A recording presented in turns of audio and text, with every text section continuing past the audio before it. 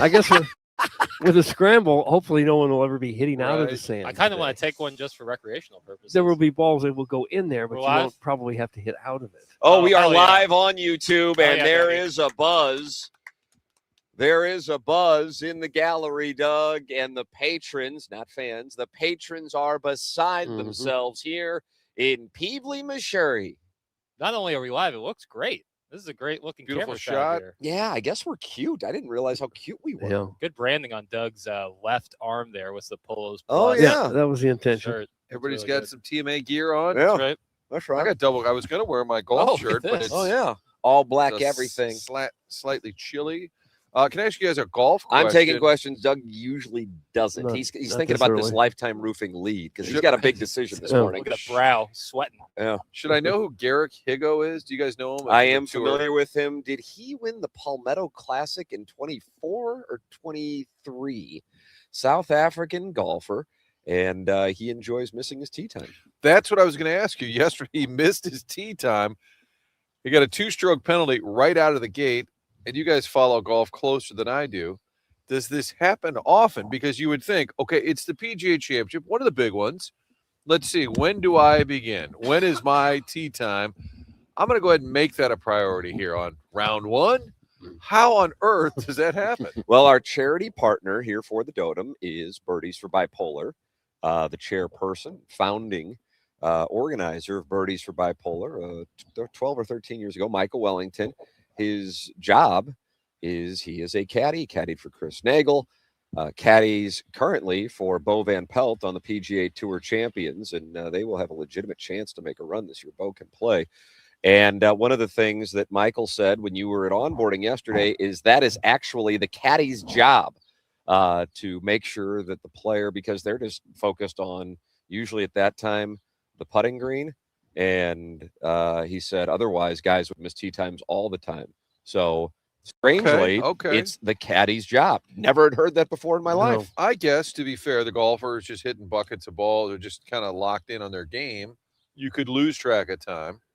All right. It's still pretty hard to imagine. I mean, the pros, they're not just brainless golf swingers. I mean, they have to have some idea. I'm sure the first thing they hear is, here's your tee time for round one. So it's got to be in the golfer's head, too. I think the caddy's probably just a whipping boy on that. It does shock me, though, that a professional golfer this is for a major, at too. the PGA Championship. Doug, the lifetime roofing lead. I think we have two legitimate choices. Jackson said it should be the Mitch Marner goal. Who's he? Oh boy. 314-399-9646. Older people in the 636, the text inbox still works when we're down here. Or we're probably close to you. 314-399-9646. You can text in your anger about Jackson not knowing who Mitch Marner is. But Doug, the Cardinals come back down to their last strike. Vengeance for San Diego on Sunday. That's what it felt like. And then also the Billikens and the Tigers meeting, per the reports. Was that John Rothstein? Yeah. On Friday, November 6th at the Enterprise Center. Josh Schertz and Dennis Gates, per Frank Cusimano, got together to make this thing happen. What is the lifetime roofing lead? Nice try, Truman. Nice try, Billy. You almost made the lead today. The lead is our St. Louis Cardinals. Unbelievable. Ninth inning comeback. That's what it is. Listen to the silence on the SLU dais. Haven't played in 25 years, Vaughn. Yeah, I know. Yeah, it's Wesley a big story. Stokes, It's kind of a great surprise guest. Co-lead. It's a co-lead. Could go either way. Okay. Wow. I just think that there's probably more people excited about the Cardinal win. I think, Doug, you started this momentum at the Tiger Club when you pissed off every old Mizzou fan. And it said, well, why don't they play? And then it sounds like they're playing two of them here. They're going to play 3 total. All 3 here. 2 here. The I's and T's are not crossed and dotted or dotted and crossed, but it's going to be 3 total with a chance that all 3 would be at Enterprise Center. Now, this is interesting. Doug chose the Cardinals, but we're going with the Billikens. I think this is a hijack. This is a hijack. Yeah. This is a tribute to Ken Iggy Strode. Yes. He is, Doug, not here today, but Martin is hijacking your lifetime roofing lead with the Billikens. Well, they're co-leads. No, what do you want me to do? Yeah, but if you're tied for first, if you're in a threesome, you have to decide who you're going to make out with first. Yeah. You can't have a co-lead. You got to pick. That's what Dustin McClendon bought when he said Lifetime Roofing wants to sponsor the lead. And he used that exact analogy as well. That's what he said. I think it might be in his contract. Yeah. Section 8. Well, we're halfway into the basketball, so we'll just lead with No, that. no, concession. A concession. I'll just go with small. Just go to bed. You're old anyways. It's May 15th. Who cares about a random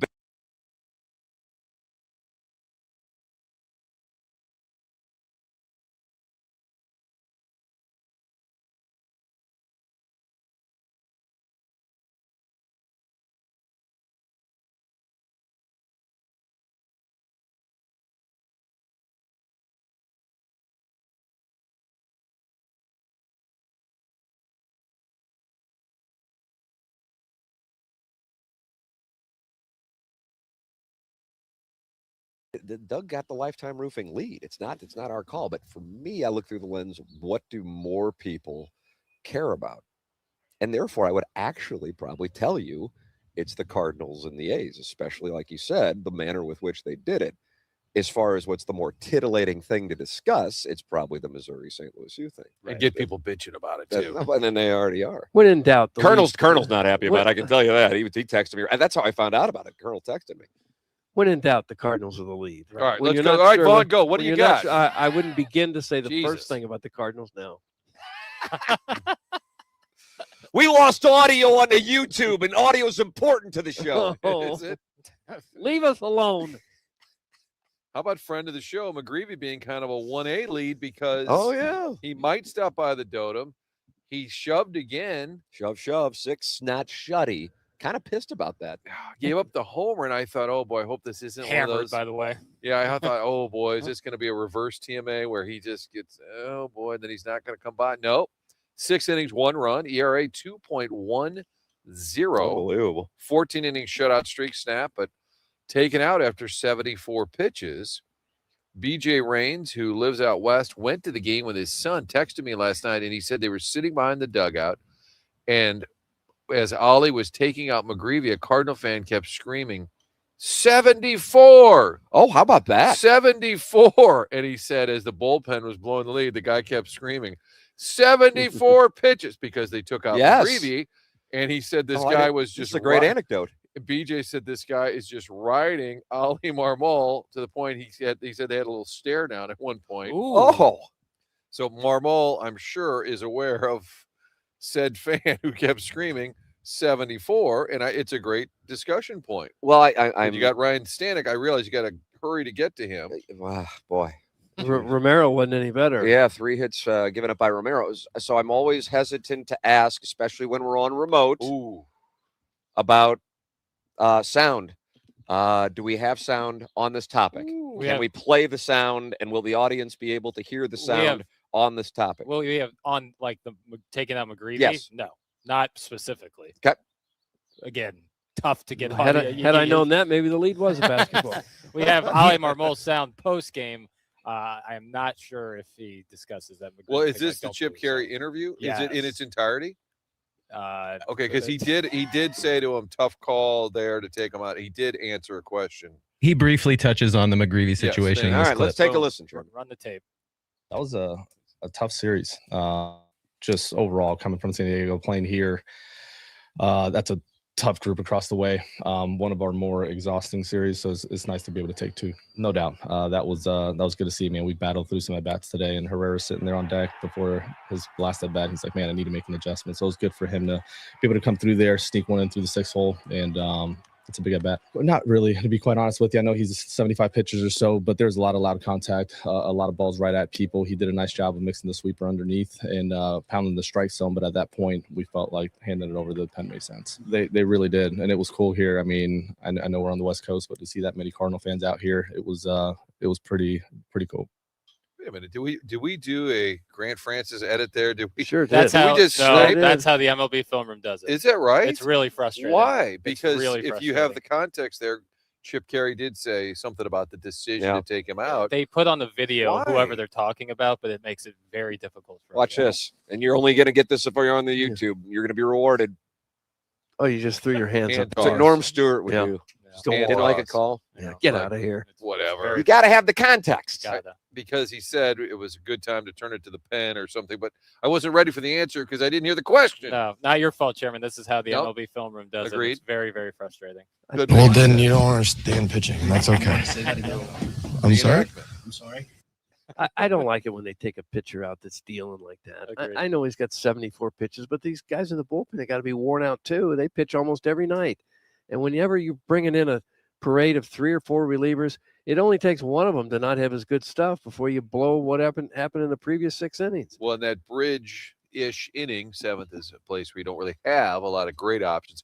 But here we are talking about a pitching decision in a game they won in exciting fashion, Tim, down to their last strike. Unbelievable. I mean, that considering what had happened on Sunday, and then considering that Ali Marmol, he himself, we said it as well, but to his credit, he said it, that they gave away, first time he felt like this year, they gave away a game on Wednesday. I think, and I was doing this from memory, I realize the information's out there, but I think it would have been their first back-to-back losses since getting swept by Seattle, which is coming up on 3 weeks. I mean, that's a hell of a run. I'm pretty sure that's the case. I mean, they've lost games, don't get me wrong, but then they bounce back. Or no, they did lose back-to-back in San Diego. I apologize. But they have been in all of these games. That would have been a little rough, 3 or 4. And you sit there, and for those of you, and perhaps I would include myself in that category, going, okay, the bottom's going to drop out at some point. And instead, they rally once again. And Herrera, who had not had a good day, gets the base hit. And then a matter of seconds later, Jordan Walker. And just like that, you have your response to what took place the night before, where you kind of gave it away on the base paths and gave away opportunities. And the response to what happened on Sunday in San Diego, and you wind up getting a hell of a win as you head back to St. Louis for a homestand. Great series win, and Walker coming through, looping one down to right. I think there's a parallel between the team and this season with Walker. We keep saying, well, they're playing well, they're hitting well, but is it going to last? I think there's still a little bit of that vibe, but the further in they get where they're just playing winning baseball, you can at least enjoy this team. I think people are doing that. We've noticed, and McGreevy said it, the players have noticed, more people come to the games. But you're getting further into the season, and Walker is still hitting. The team's still winning. And I'm just wondering, as a fan base, when you say, I don't know, maybe they can't. Because I think in the back of all of our minds, don't we all okay, they're not making the playoffs. They may not be 500. Jugs in D.C. says it's free money at plus 340. That's Jugs in D.C., Atlantic 10 basketball correspondent. But I think everybody's kind of waiting to say, all right, this is real. Yeah. Both Walker and the team. They're getting pretty consistent starting pitching. They're in almost every game. McGreevy's been dynamite. 1 run in the last 18 innings. He's been an ace, all-star caliber pitcher to this point. And even the other guys, when they're not great, they're still letting you be in the game. They might give up 3 or 4 runs, but that's going to happen. So up and down the starting rotation, the guys have been pretty consistent, giving them a chance to win every game. That's correct. And then you have the emergence. I mean, now I think, I don't know if take it for granted is the right way to describe it. But we've got a guy who had never played a Major League Baseball game that when you're up, you're confident he's going to get on base or do the right thing. He's a pro. That ball that hit Weatherholt was, that's probably going to hit a lot of guys, but Weatherholt gets hit a lot of times, and he is the proverbial pro's pro. That's the thing that we were told about him when we were doing the show from Jupiter. Not only is there talent, he's a pro. Martin, I think the skipper, if he were managing the club, would say he goes about it the right way. And there is something to that. And so when you have that from a rookie in a critical spot, and then he can execute, he's got that clutch element to it. That's exciting. And then you have, if I'm not mistaken, 13th comeback win. Is that right? 13th comeback win? Yeah, saw that. I mean, 13 comeback wins. You played 43, 44 games. And they're 9-3 in 1-run games. They've had that ability that you watch the whole game because they're close for the most part. The games are close. They're interesting. And they've shown that late inning ability to kind of rally a bit. I just thought, man, you lose 2 out of 3 to the A's. Well, that comes on the heels of that bad loss. in San Right. And you're like, Diego. this could have been a really good road trip. That was a great win. You come home. There's just a lot to like about the team. And Herrera, who's a great hitter, comes through in that moment. Walker, again, the confidence level of him. I think in the past he would have just struck out in a big moment. He's just Yeah. a different guy right now. It's something else. We may have to wait till the end of the season for a true deep dive with Brownie or somebody to say what changed. How is he able to? He's laying off the outside stuff, sure, but it's remarkable what he's been able to do. I mean, at some point we're going to be talking about him for an all-star spot. Weatherholt specific on that moment and also the team's mentality to help explain why they continue to come back. And I think as fans, I would imagine most feel that way. That's why this is a random game that probably most people have forgotten. But I think it was either Wednesday or Thursday, the getaway day game against the Brewers in St. Louis, it was just kind of like, oh, they're not really engaged in this one. But otherwise, when they lose, they battle. This is what Weatherholt said. I think it's just the nature of us having confidence coming from behind. Really, for us, it's not about giving away at bats regardless of the situation. Even if we're down 8, it's just practice for us when we're in those situations, when the at bats mean more. Just never give at bats away. And I think it comes full circle in those moments. We were able to string something together and kind of punch back.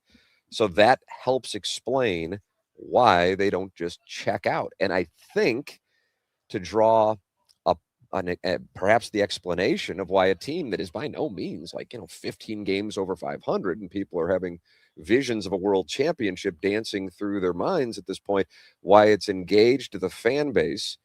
And we sit there and go, hey, they were 8-9 games over 500 in June last year, and it felt like nobody cared. I think it's because of, going back to that phrase, the way they go about it. That engages people. They're fun to watch. And coming back and feeling like you're never out of a game is fun to watch. I hope they have some huge crowds this weekend for the Royals. I think they probably will, but the weather's supposed to be nice. You got the cross-state rivals. You got a team going really well. I hope they fill up. You gonna be there? Stadium. I may make a game or two. Yeah. Doug's always a game time decision. Yeah. When we leave on Friday, we have no idea. Then on by Monday morning, I was there Saturday.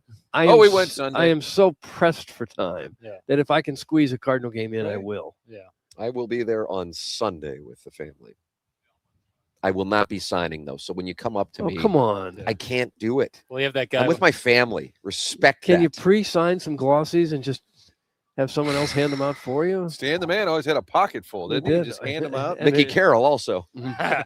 Often compared. You have that guy St. with that guy with the step stool comes just in case a deep fly ball. How dare you? Oh, but that's true. So you can see all the fly balls. Right. And all the fans coming my way asking for glossies. Text in 314-399-9646.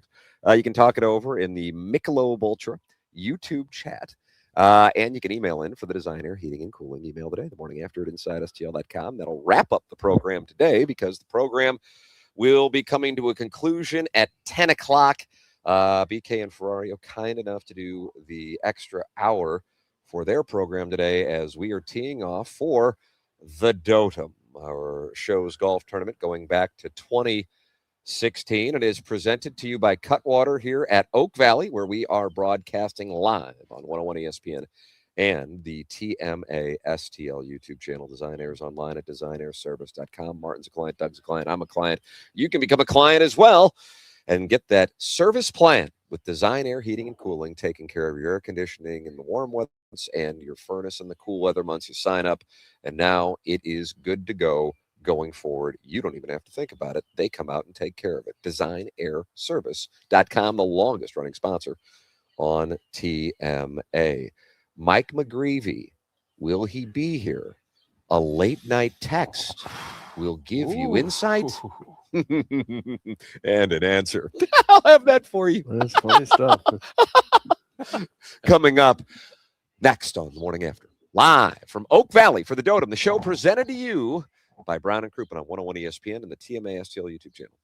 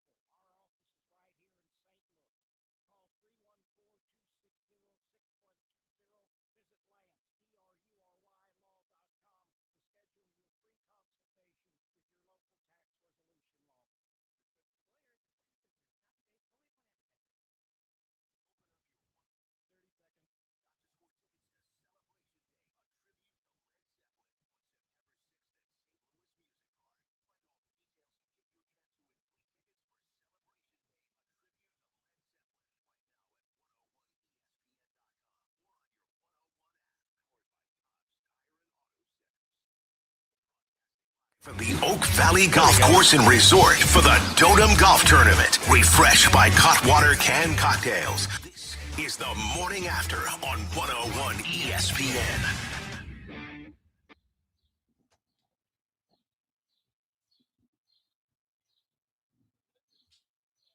Hello?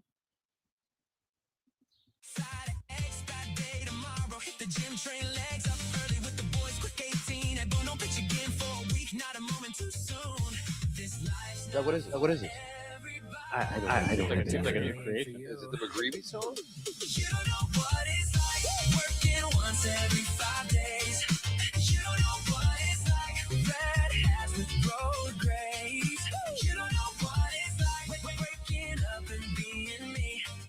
You don't know what it's like. See it up. Grove 23. The Grove 23 theme song. It sounds like Timberlake. Is it? Sounds like it. And I know Shannon. You don't know what it's like, and you probably never know. I'm rich, bitch, you watching me in the show. Well, I have to explain that to my kids. Yeah. They might be on their way. Yeah. In Miami, you work a 50-hour, we drive a Toyota Camry. You trade lives in a second if you had 3 wishes. You throwing shade on Reddit, I'm throwing 87 pitches. You don't know what it's like. Boy, you can't even imagine playing Grove 23. That's my favorite line ever. You throw shade on Reddit, I throw 87 pitches. Well done, Shannon. Oh, it is TMA. It is Dotem Day. We are live at Oak Valley for the Dotem. I'm going to say it's the 10th playing, but I don't really know. I'm sure that information's out there somewhere. I know we played in 16, The 10th year for sure. 17, 18, 19. I doubt we played in 2020, but there's a possibility we're supposed to. I don't think so. 2021 was one that we distanced ourselves from. Was that when the putting green was free? Art, that is a great call. And today we've got a rollback pricing to 2021 levels. Also, putting green today is also free. We definitely did it. This is our 650. You're doing it up. Yeah. How about that? We started this in 2016. It was the late, great J. Ray Randolph Jr.'s idea. And we always have a charity partner. Last year, it was in honor of the late, great Brian McKernan. And McKernan Day is coming up on the south side here in a couple of weeks. But this year, it's Birdies for Bipolar. Michael Wellington, who was in studio with us on both TMA and After the Morning After yesterday. And he was here today for the festivities. It's Oak Valley. It is a great layout in Peevely, Missouri. That is where we are doing the show. Now, the question is, will friend of the program and 2026 Cy Young winner, Mike McGreevy, join us here for the festivities? And we were texting yesterday following the game. And Martin, I want you to interpret this because Doug already had to catch hell on this Lifetime Roofing lead. Your interpretation. He said, if I'm not playing golf at all tomorrow, what time would you like me there if I go to your guys' event? I mean, is asking us. The man just started a game about it, and at this time, probably a couple hours ago. But he only threw 74 pitches. That's a good point. And I think then Ollie took him out early so he'd be rested for the Dotem. Wow. Very possibly. Wow. Just a thought. Wow. A lot of synergy. Hard to explain that to the heckling fan in Sacramento. Ollie he's got the Dotem tomorrow. Relax. Mm-hmm. Hey, he asked me, he goes, when do you want me there? It's like, dude, it's probably, I don't know what it is, 40-minute drive, I would guess, from where he lives. And the boys, do have a game tonight. I realize he doesn't have to, do much. But either way, and I said, hey, if you want to do it, you're more than welcome absolutely any time. We're on the air from 7 a.m. to 10 a.m. tomorrow instead of 11. We tee off at 10:30. And I said he could join our pairing, and it would just be a Mick festival. A lot of mix. And then he writes back at 9:37. Doug, as you know, I already cut up my sleeping pills, get out the dollar bill and snort them. So I'm gone at that point. No. And he writes back money. And I'm like, this guy's going to come out here. Wow. Nay. What? Text comes in at 116. Oh God. Dollar bill already with the powder on it. I'm gone. I don't know. Okay, anything so about he it. So I said wake up. money at 9:37. That's right. Central. That's right. My Okay. guess is they were landing around then. I don't know. Maybe not. Maybe they're over Kansas at that point. Don't think there's any way I'm making it. Fell asleep on the flight and struggling to hit the hay now. I might need to call in tomorrow morning. Sorry, brother. So now it's in his head. He's, some people are like, oh, I bet he's thinking about his start and only throwing 74 pitches. He could have stayed in longer. Thank you. Throw another inning, then pop off. Thank you. And then the Cardinals win comfortably, and then they never have this storied comeback. So that is how this show yet again impacts a Cardinal World Championship season, just like when we got Colby Rasmus traded, and that led to Mark Zepchinski. Think about these things. I want people to think about these things. There's like a very popular internet meme where it's a man and a woman sleeping in bed together, and the woman, the thought bubble is, I think he's thinking about other girls, and the guy is thinking about something totally different. And it would be Mike McGreevy thinking about the Dotem. Yep. Can't fall asleep. I bet he's thinking about his start today. Nope. He's thinking about the Dotem. I think if any of us were in his shoes, it'd be zero.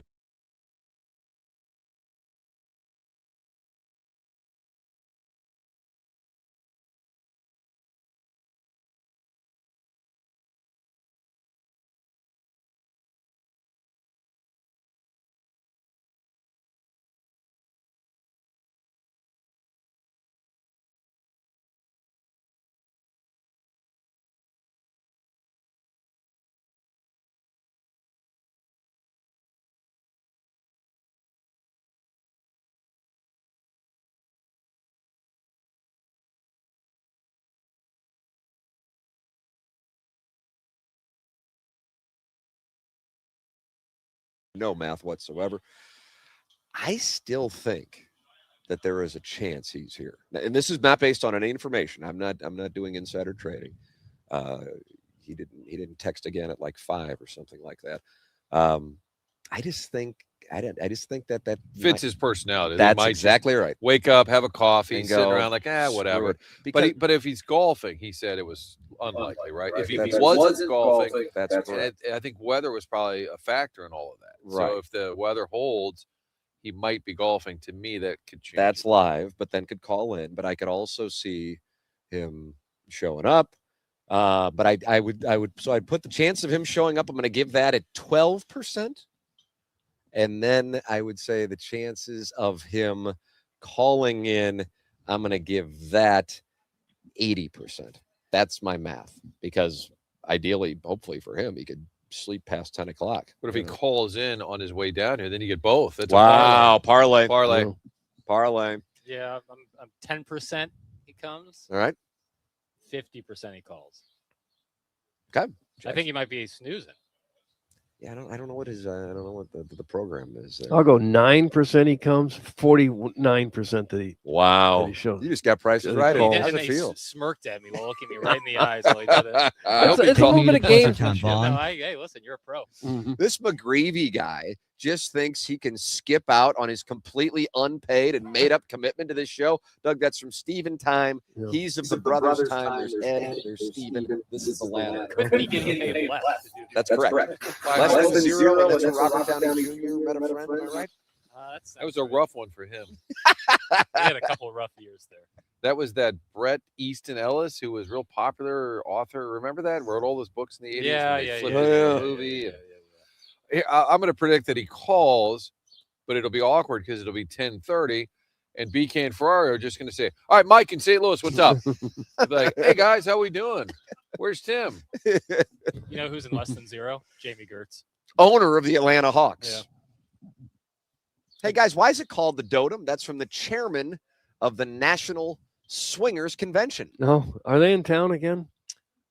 Boy, I think was it Chairman Kurt, also a chairman? So many chairmen involved in this program. Is Chairman said there Steve was- going to be here? You know what? That reminds me. I got a text from him yesterday at like 5 o'clock, and it just said, "I love the course," and I'm like, I guess that was meant for somebody else. But then there's a possibility. Or was he out here that walking? he was out here. I think didn't he say he was going to sleep on the grounds? Oh my word!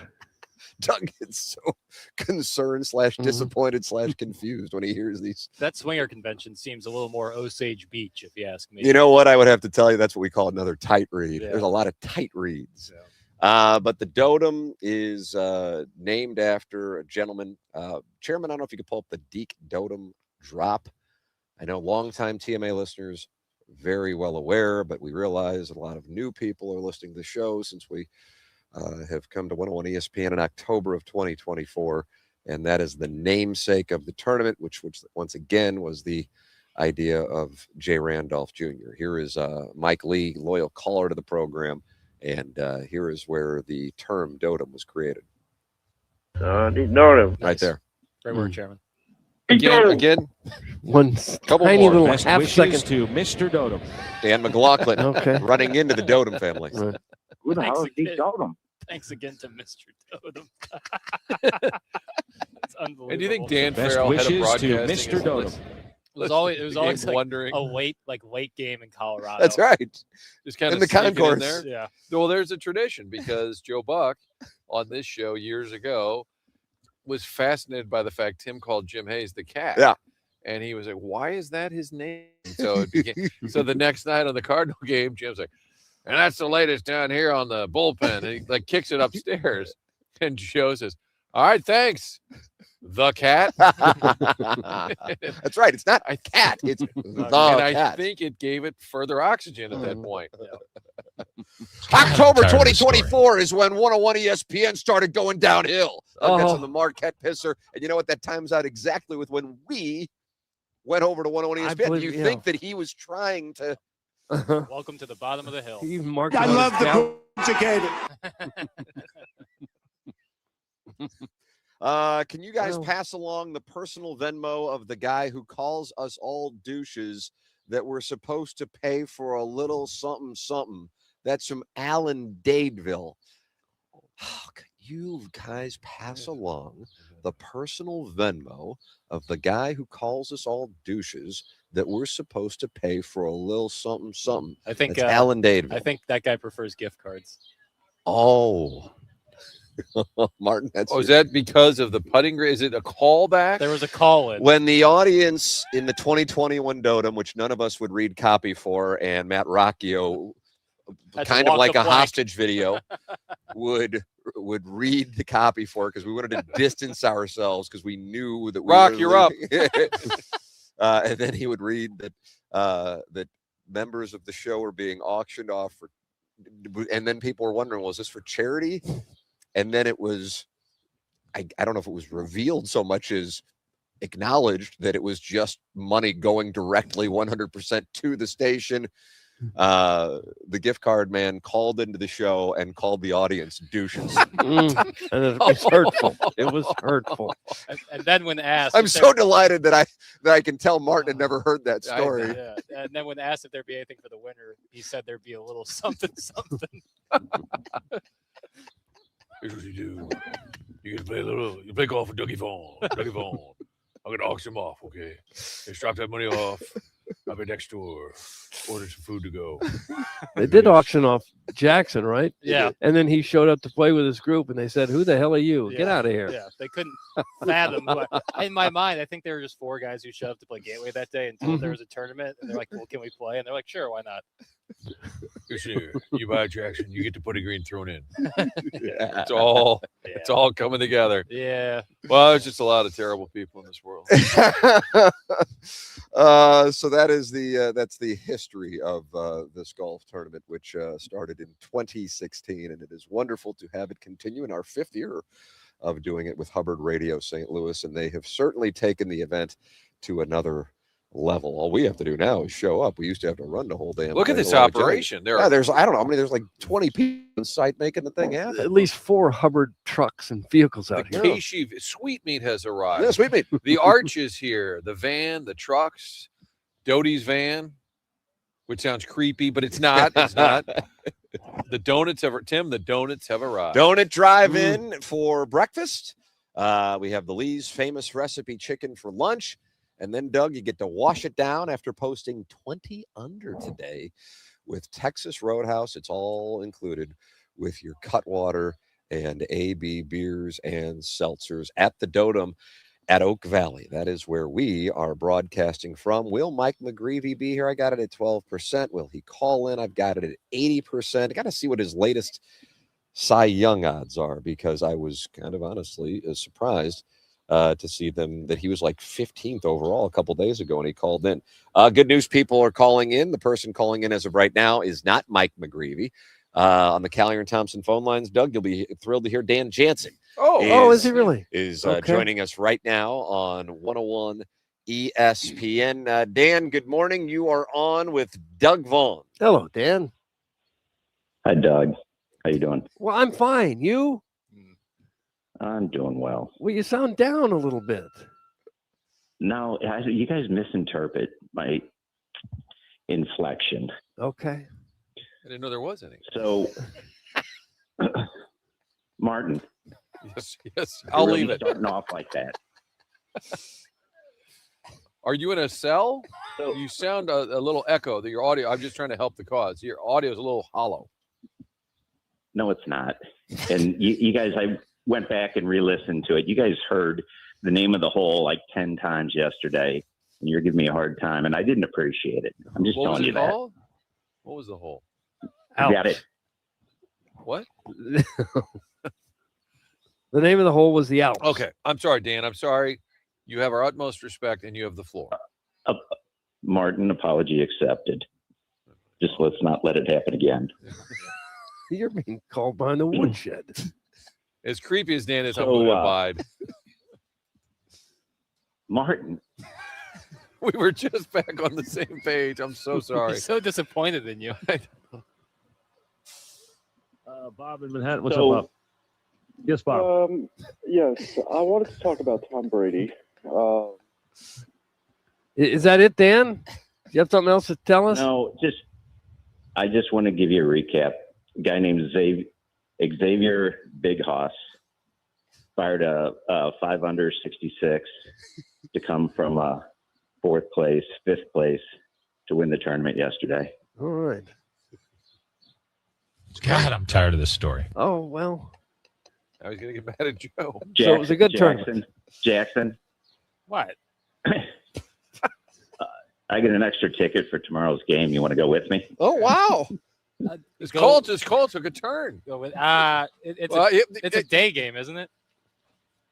Yes. I cannot make it. What do you got going Oh. on tomorrow, Ambrier? Something. St. Louis Country Club? Well, actually, they moved it. It's a night game. Does that help?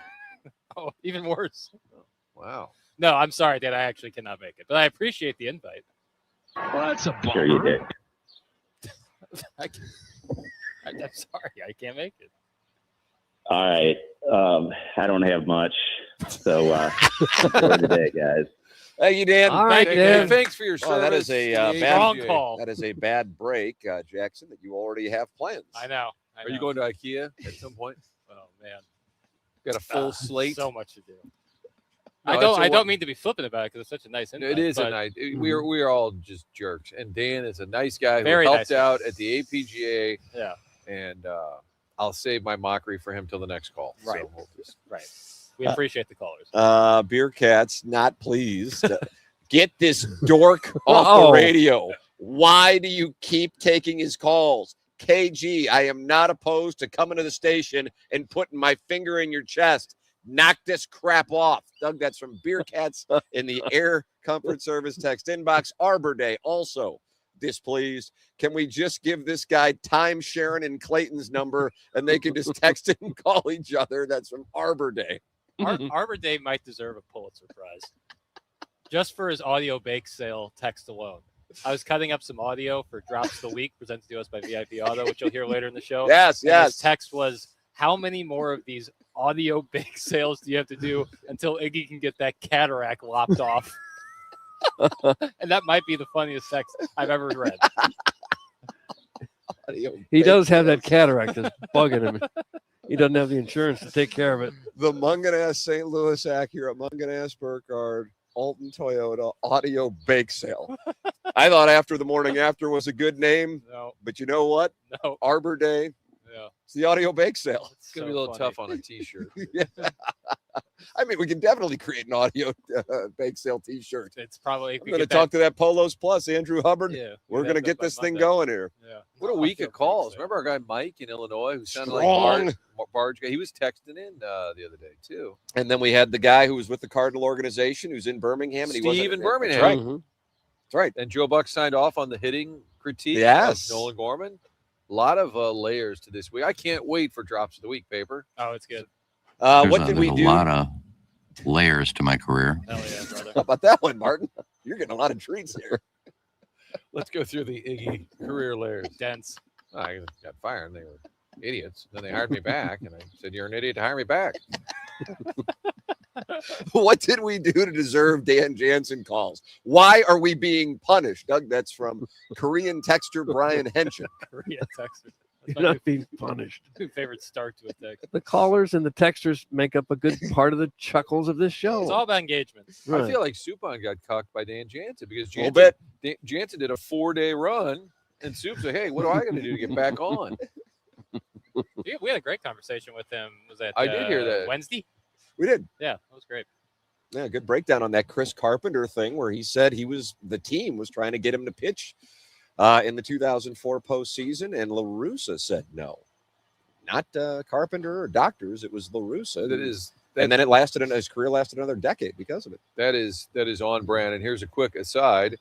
The guy who wrote Jay Delsing's book, local guy named Will Salisbury. Great book, by the way.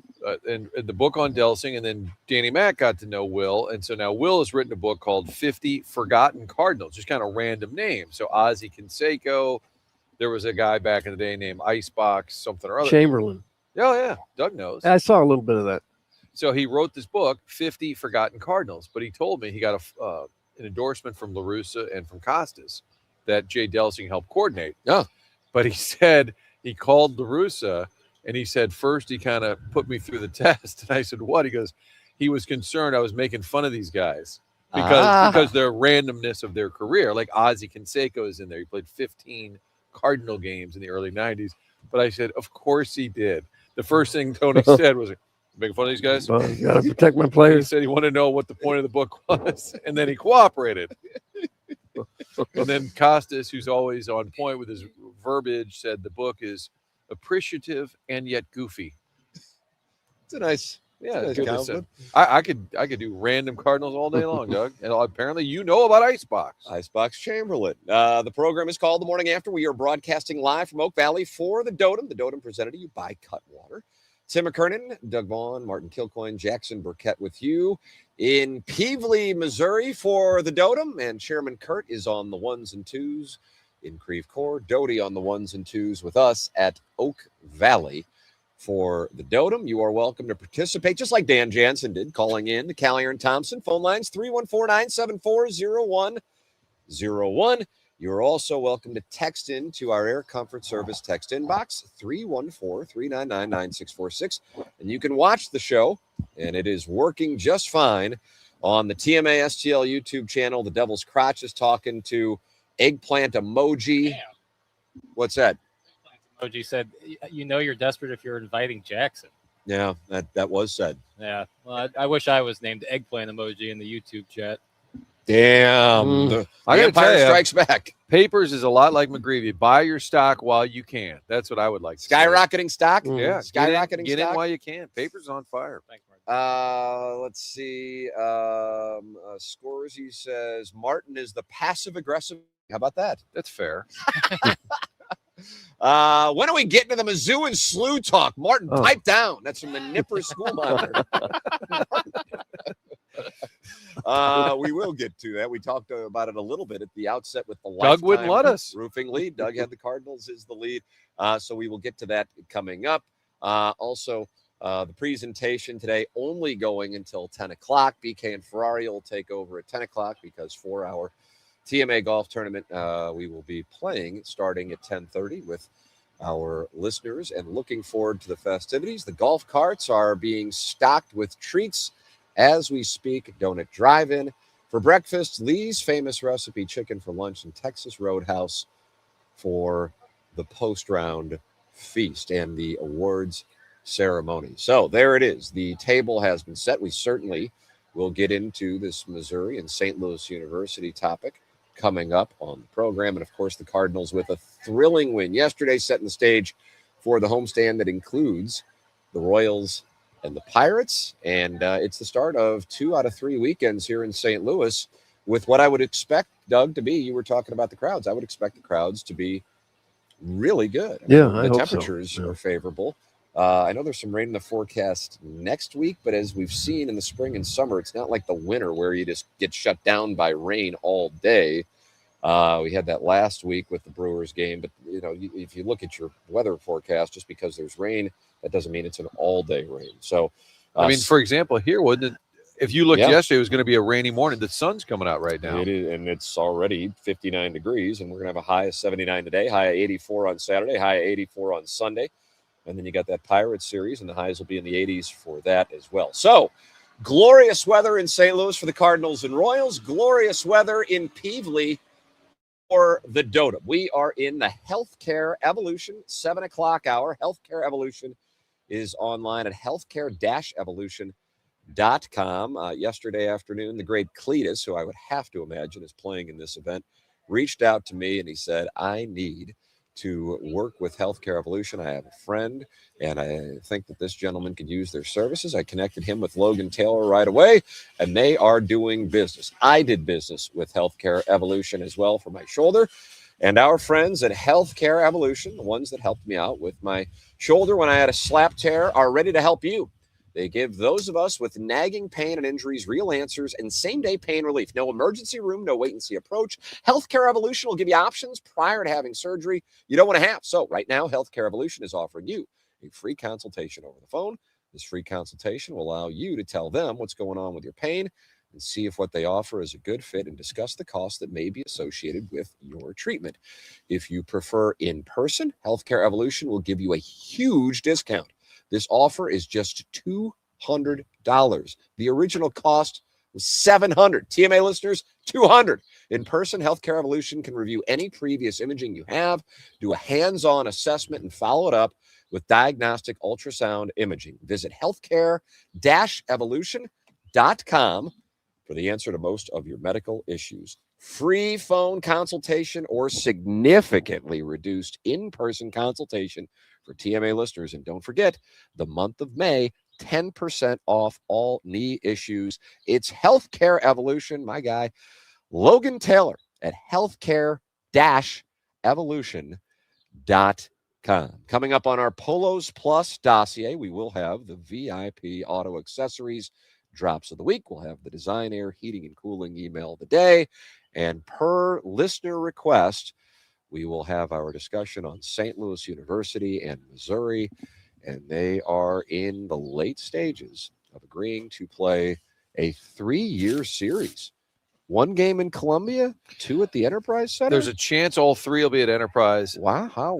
The other option is 2 at Enterprise, 1 at Mizzou Arena. How about that? Chaffetz is not in the mix. How about that? All of that is coming your way. In addition to the thrilling Cardinal comeback win, we'll have more on that. Plus, Derek Gould sat down with Chaim Bloom, and you will hear what he told the St. Louis Post-Dispatch beat writer and 101 ESPN contributor about the Cardinals and the state of things, as this team has certainly exceeded expectations to date. All of that coming your way. The program is called The Morning After. It's presented to you by Brown and Crouppen Stiefel Studios on the road today at Oak Valley for the Dotem on 101 ESPN and the TMA STL YouTube channel.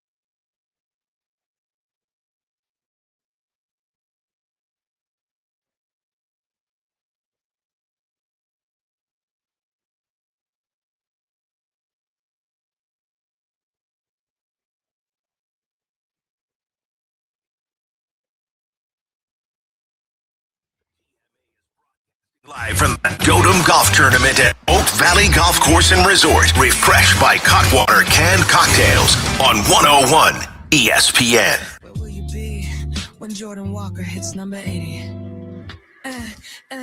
Got me feeling like it's summer 98. When I see 18 digging at the plate, dropping bombs at a Big Mac pace. Looks like we got another home run chase. I still think back to summer 98. Hammered one yesterday. So did Victor Scott. Run VIC. Launched that. Victor Scott's got surprising power for a guy who's not very big, and he doesn't hit a lot, but every now and then he really gets into them. He's going to have to get into more to continue to get all the playing time that he's seen so far. I like Chairman Kurt being on the board. First of all, shout out to Chairman Kurt holding down the fort. But I also noticed the music theme is, my music. That's right. That's today's theme. It's the reward. He's You get pumping to his run the album. board, you pump your album. Mhm.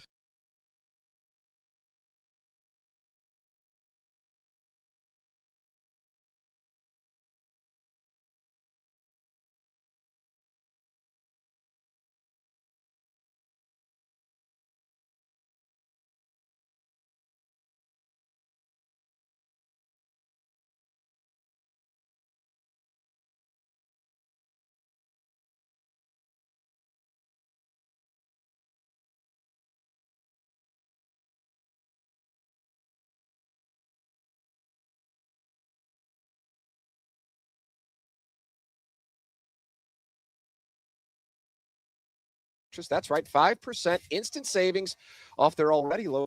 In addition to the 5% instant rebate, you can receive other factory rebates, some up to $1,500 direct from the manufacturer. Now you know why they are called the appliance discounters. Huge savings, locally owned, next day delivery, 18 months interest-free financing, all from the #1 largest family-owned appliance retailer in St. Louis. Visit any of the 7 area locations in Afton, Baldwin, Concord Plaza, Earth City, Maplewood, St. Charles, or shop online at theappliancediscounters.com. Many in the audience furious that we didn't lead with the Billikens and the Missouri Tigers agreeing to play basketball on November 6th in St. Louis at Enterprise Center. Doug, what a weekend if you are a Missouri fan. Friday night playing the Billikens in St. Louis. Mhm.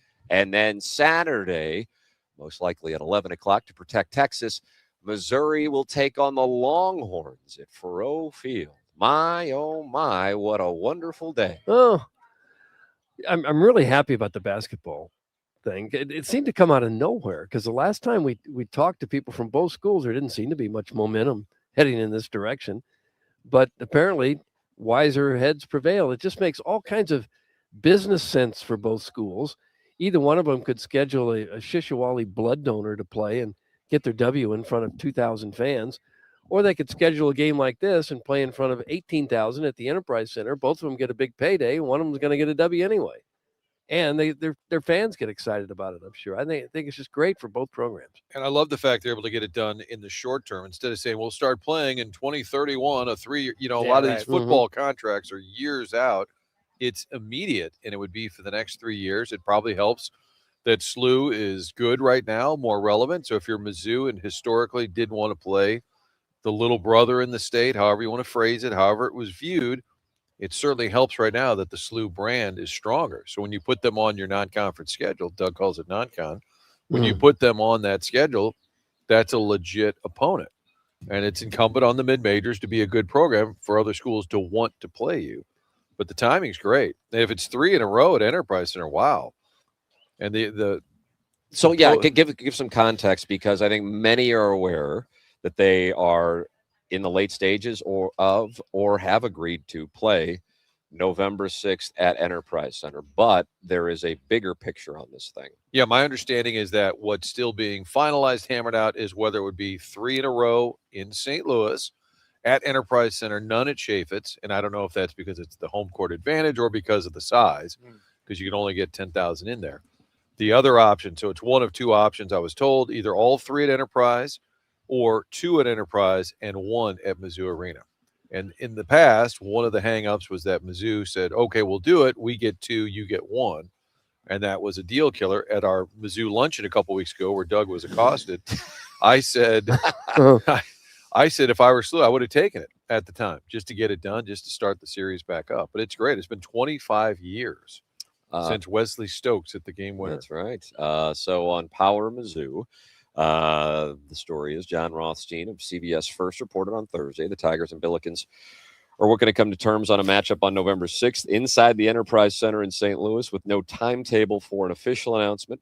Frank Cusimano of KTRS Radio added on Twitter that talks about the meeting were initiated by the coaches of both sides and that it could be a potential 3-year series between the teams. Interesting that the coaches did that. So you knew Josh Schertz wanted to do it, but tip of the cap to Dennis Cates for going all in this season, which is what I think he's doing. This is you agree with it. This is a critical year for his tenure in Columbia.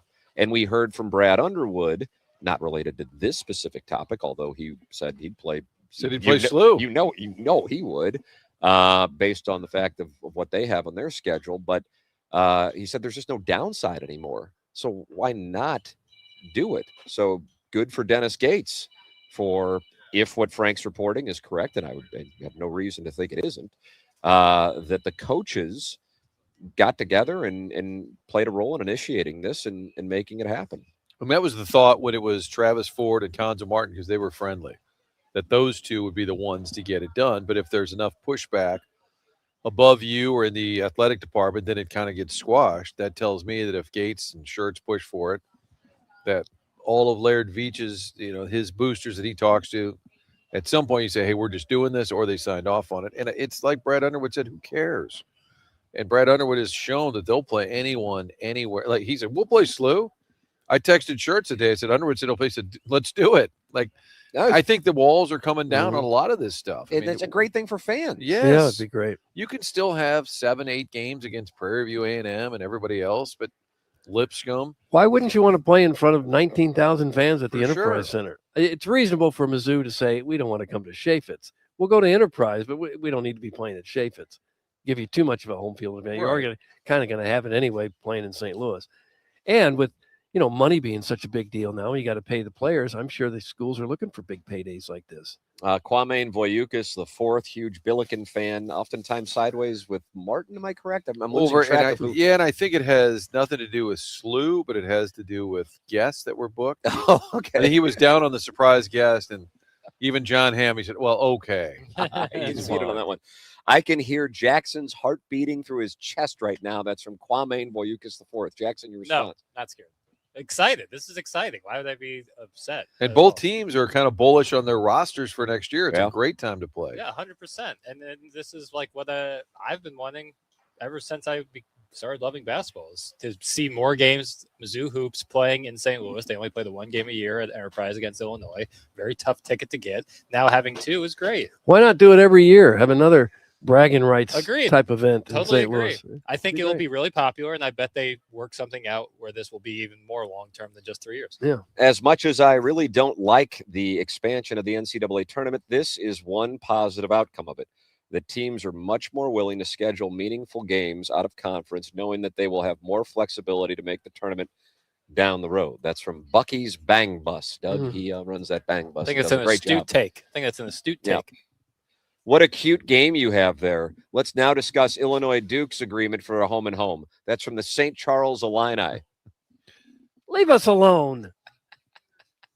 He's upset that we're happy that this game is being played. Or I think he's dunking on SLU and Mizzou, saying, okay, we just signed a deal to play the Dukies, is what he's saying. Stephen Time says you can see the tears seeping through the FM radio dial. What does that mean, Doug? Because I really respect the Time brothers. he thinks Jackson's crying because Mizzou has committed to play SLU or is about to. Why would I be crying? Stephen Time calling. Weak-minded. I'm far from Doug immediately went to your weak-minded. Nice. No, I'm excited. I just hope that SLU fans who have been playing a little game for these last couple of years, I guess, but really this year, it's crazy that once your team gets good, you start really popping off. Bulletin board Well, you can't material. pop off if your team is bad. Right, so it's been some years. That this is exciting. I'm wondering what the split's going to be. Is it going to be a true 50-50 like Mizzou Illinois? Oh, the games are? crowd. Yeah. I would think it'd be pretty close to that. I would think it's arranged for that. Yeah, you know? for sure. Tickets a lot and all that. You said the Colonel, Gabe DeArmond, is not happy, but is it because of the activation of the angry fans that it bothers him? You know what? He'd be good to talk to today about this. Probably upset he has to drive here. at Well, nighttime. that's what I'm wondering. Yeah. Because as somebody who likes content and makes money off content, this is perfect. Yeah. and it's Other the- than it can be annoying when the SLU fans start mocking Mizzou's resume, and then the Mizzou fan mocks the SLU resume. That can get a bit tiresome. It's part of the game, though. That's part of the reason you want activation. It's part of the reason you make this deal so that there's a little rivalry. The idea that it would just be like, oh, hey, good to see our friends from just down Highway 70. Nonsense. Let's go to battle. I hope that Kwame Voyukis gets stuck in an elevator with Bland Dan Jansen. That's from Shooter McGavin.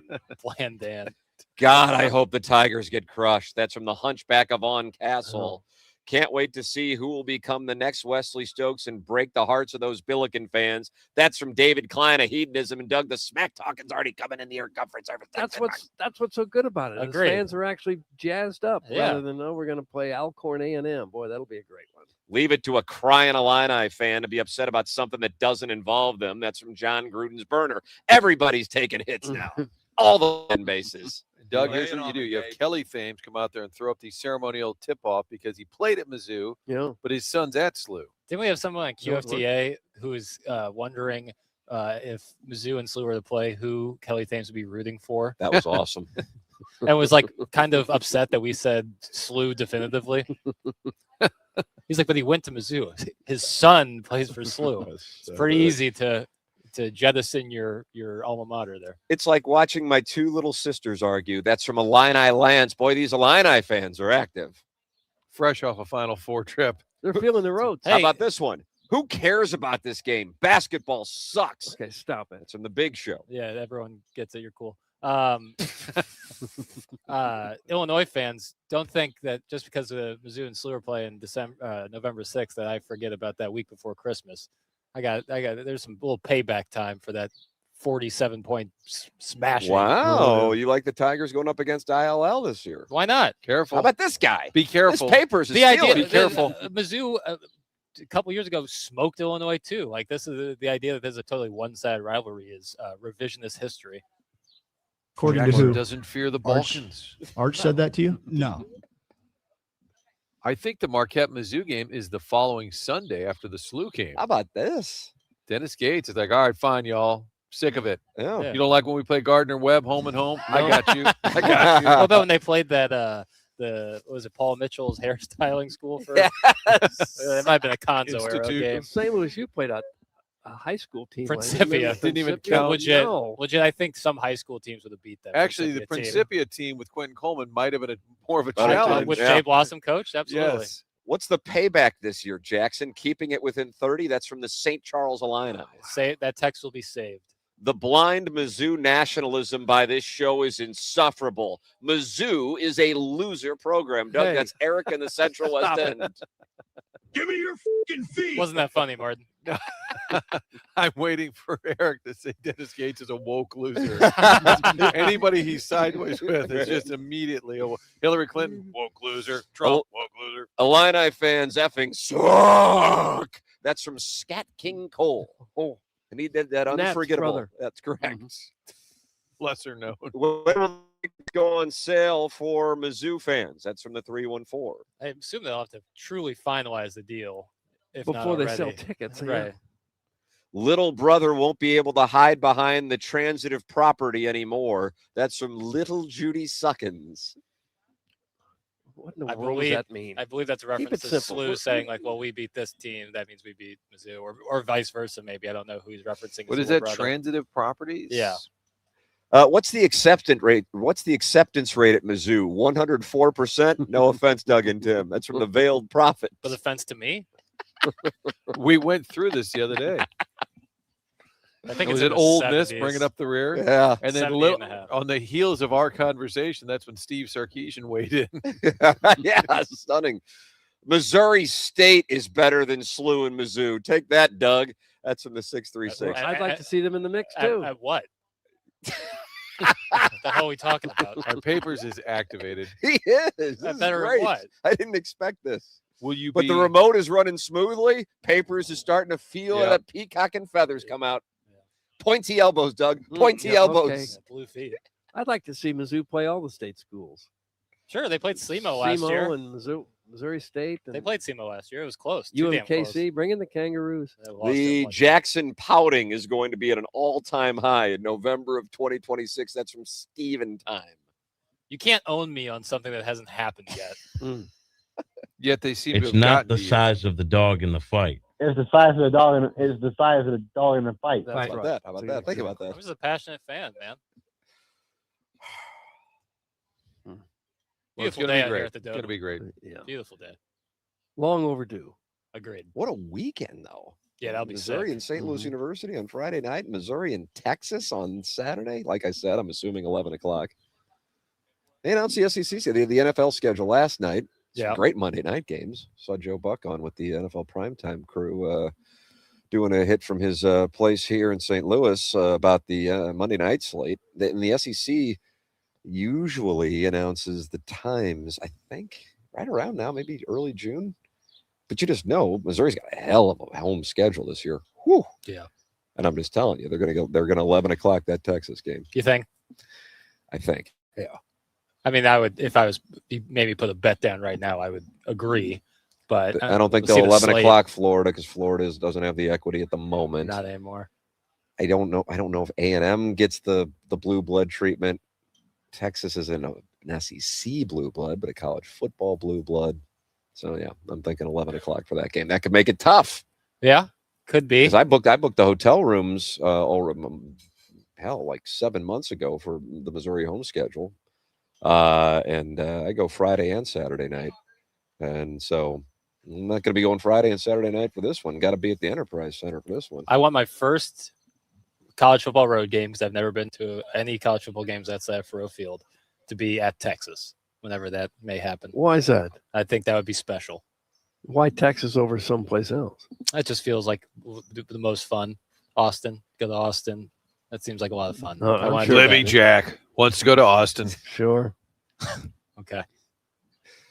This paper's ready to scrap with anybody comes at him today. I like that. Jackson, why don't you put yourself in a good headspace by talking about Lee's? Oh God, that does put me in a good. See, look at that. And you're gonna have some. I know. today. I'm actually really, really looking forward to making the turn so I can have some delicious Lee's famous recipe chicken. And hey, if you're a Battlehawks fan out there, they got a sweet little deal for you. Buy one, get one free tickets with your purchase of a Battlehawks box. that Doug, real? you know what comes with that? What It is comes that? with 4 of their hand-breaded chicken strips in order of potato wedges. Ooh, potato wedges. I'm going to have some potato wedges today. Dip that You're in not. barbecue sauce.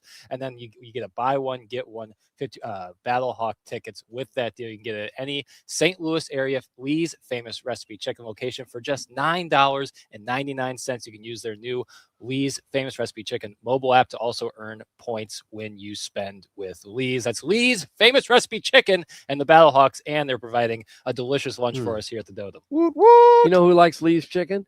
Nick Vaughn. It's his birthday today. Happy birthday, Nick Vaughn! birthday, Nick Vaughn. That Nick Vaughn is an A-plus person, as kind as the day is long, and a clutch shooter at Billiken games. Yeah, he hit the 3-3-pointers. Buzzer beater. In front of 10,000 That's people. right, buzzer beater. Yeah. Ice in his veins. That's right. Happy birthday to Nick Vaughn. Yeah. True delight. I had another moment yesterday with a family member that was hurtful. I had to pick up my 2-year-old grandson, bring him to our house. El Gordi Grande. And on the way home, he says, I want to go home. He's just now talking, 2 years old, just now starting to put some words together. He says, I want to go home. And I said, okay, we're right around the corner from being there. And he says to me, you idiot.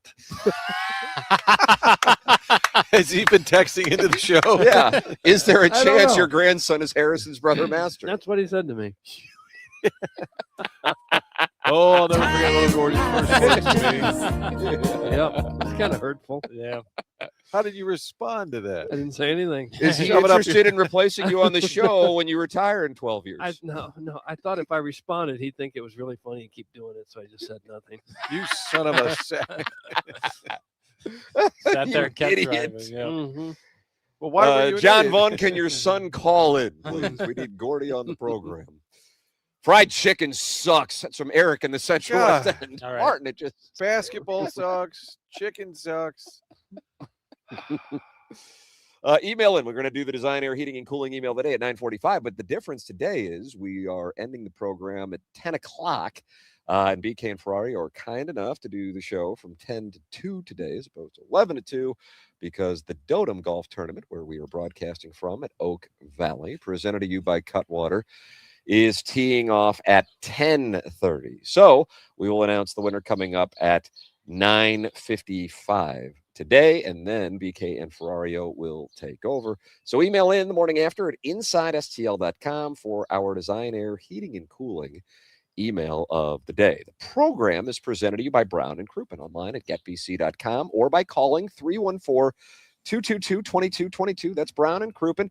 You hear Andy Crouppen, you hear Ed Herman, you hear Terry Crouppen on the program, and they're represented by Brody on Tuesdays, but you hear them because they're local in the St. Louis area, founded here in 1979. And if you are in need of an attorney, when you want somebody who's local and who knows the St. Louis legal environment, that's Brown and Crouppen. GetBC.com or by calling 314-222-2222. Brown and Crouppen, they don't get paid unless you get paid. You get hurt in an accident, it is a brutal time. They come to you for free. They take your phone calls to answer your questions for free. 314-222-2222 or go online at getbc.com.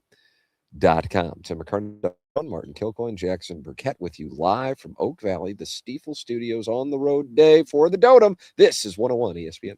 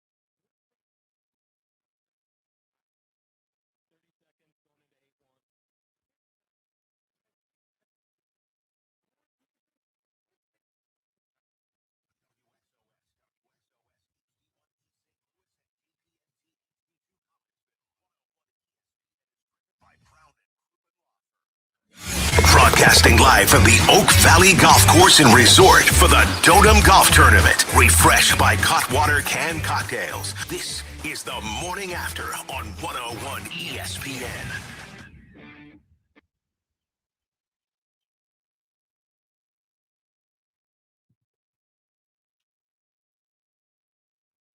I don't hear anything. I don't hear a darn thing. Call the game, leave no doubt. That's the way it's meant to be. That's my favorite spot. Behind the play. This is 9 catches. I don't need no outfield. 3 hits. Big Pozo. Put him in the lineup. All day. Let that man eat. I love it when he does well. Me His story too. is so good. He's such a great guy. The smile he has when he gets on base. Mhm. He hadn't had much of a chance at all to play this year. When he gets in there, he usually puts the bat on the ball. He's puts a it fighter, twice man. over. He's a fighter. The program is called The Morning After. We're broadcasting live from Oak Valley today for the Dotem, which will get underway at 10:30. It looks like we're going to have beautiful conditions here in Peevely, Missouri. Colonel's going to join the program. Let's see. I can do it if you can get me on in the next 10 minutes. Well, looks like we're going to do that then. Well, we're kind of jammed up here. Yeah, you are correct We are about that. loaded Martin. on topics. One of the topics is the Village Bar, though. Let's talk about the Village Bar, which is right there in De Pere on Manchester. Been there for more than a century. It was the general store in De Pere way back when. And in fact, the blue building connected to Village Bar, that is at the general store. That's where they have the 1879 merchandise. It's the tasting room, little speakeasy, beautiful spot. You can also rent out the barn and back where they make all the 1879 products. Have a event there. Great idea to host your company party back there. A lot of different options beyond the Village Bar, including that 1879 tasting room, the general store, noon to 5 on Saturdays. Going to open up for even more hours during the summertime. That's where you get your merchandise, the hats, the gear, but also grab a bottle of Red Barn Vodka 1879 bourbon. You can do that at the general store, the blue building connected to Village Bar. Great spot for lunch, dinner, family, friends. You know all about it. And that barn out back, that is where they make the award-winning spirits like 1879 bourbon and the Red Barn Vodka. 1879distilling.com is where you can find out more. There it is, the Village. What a delicious burger they have at the Village. Gabe Yarman's going to be calling in about 3 minutes. He said you are welcome to text in the topics here for today's program, The Morning After, on May 15th, 2026. The Cardinals and a thrilling comeback victory after losing one that was the 99.9% probability to win on Sunday. They win one that was a 99% loss probability yesterday in Sacramento. And the Cardinals come home after a successful road trip with a chance to do some work. Michael Wacha on the mound tonight. Well, he has endured, hasn't he? Wow, With the I'm injuries telling he ya, had early yes. on, I thought he would be one of those. Never thought he'd be pitching this late. I thought we'd be talking about what a shame because he was so good but couldn't stay healthy. He has really carved out a nice career. Cardinals, Brewers, Padres, all three tied. Wow. For the top wild card. As we sit here, Doug, we are 43 games into the season. And they're sitting right there in playoff position. Here it is, what, May the 15th? That's right. A month away from Flag Day, Yeah. June 14th. Flag Day is always, of course, the Claves measuring stick. It is really. We usually use the Dotem as a measuring stick, and we'll ask Right, and I think McGreevy that and others. I think that the Dotem will become the measuring stick. in Yes. years I to agree come. with that. You know, Because by mid-May, you start thinking, all right, do we make a move, bring somebody up from Memphis? Let's bolster the bench. Maybe somebody else can help in the bullpen. I think Chaim Bloom needs to use the Dotem as a measuring stick, he Doug. probably does, Okay. but just doesn't say it out loud. Doesn't want to give us credit. Chaim Bloom did an interview with Derek Gould in the Post-Dispatch. Really some good stuff in there, and we're going to talk about that coming up after we talk it over with Gabe DeArmond. Also coming up on the Polos Plus dossier today, we have the VIP Auto Accessories drops of the week and our designer heating and cooling email of the day. All of that coming up on the program. VIP Auto Accessories is online at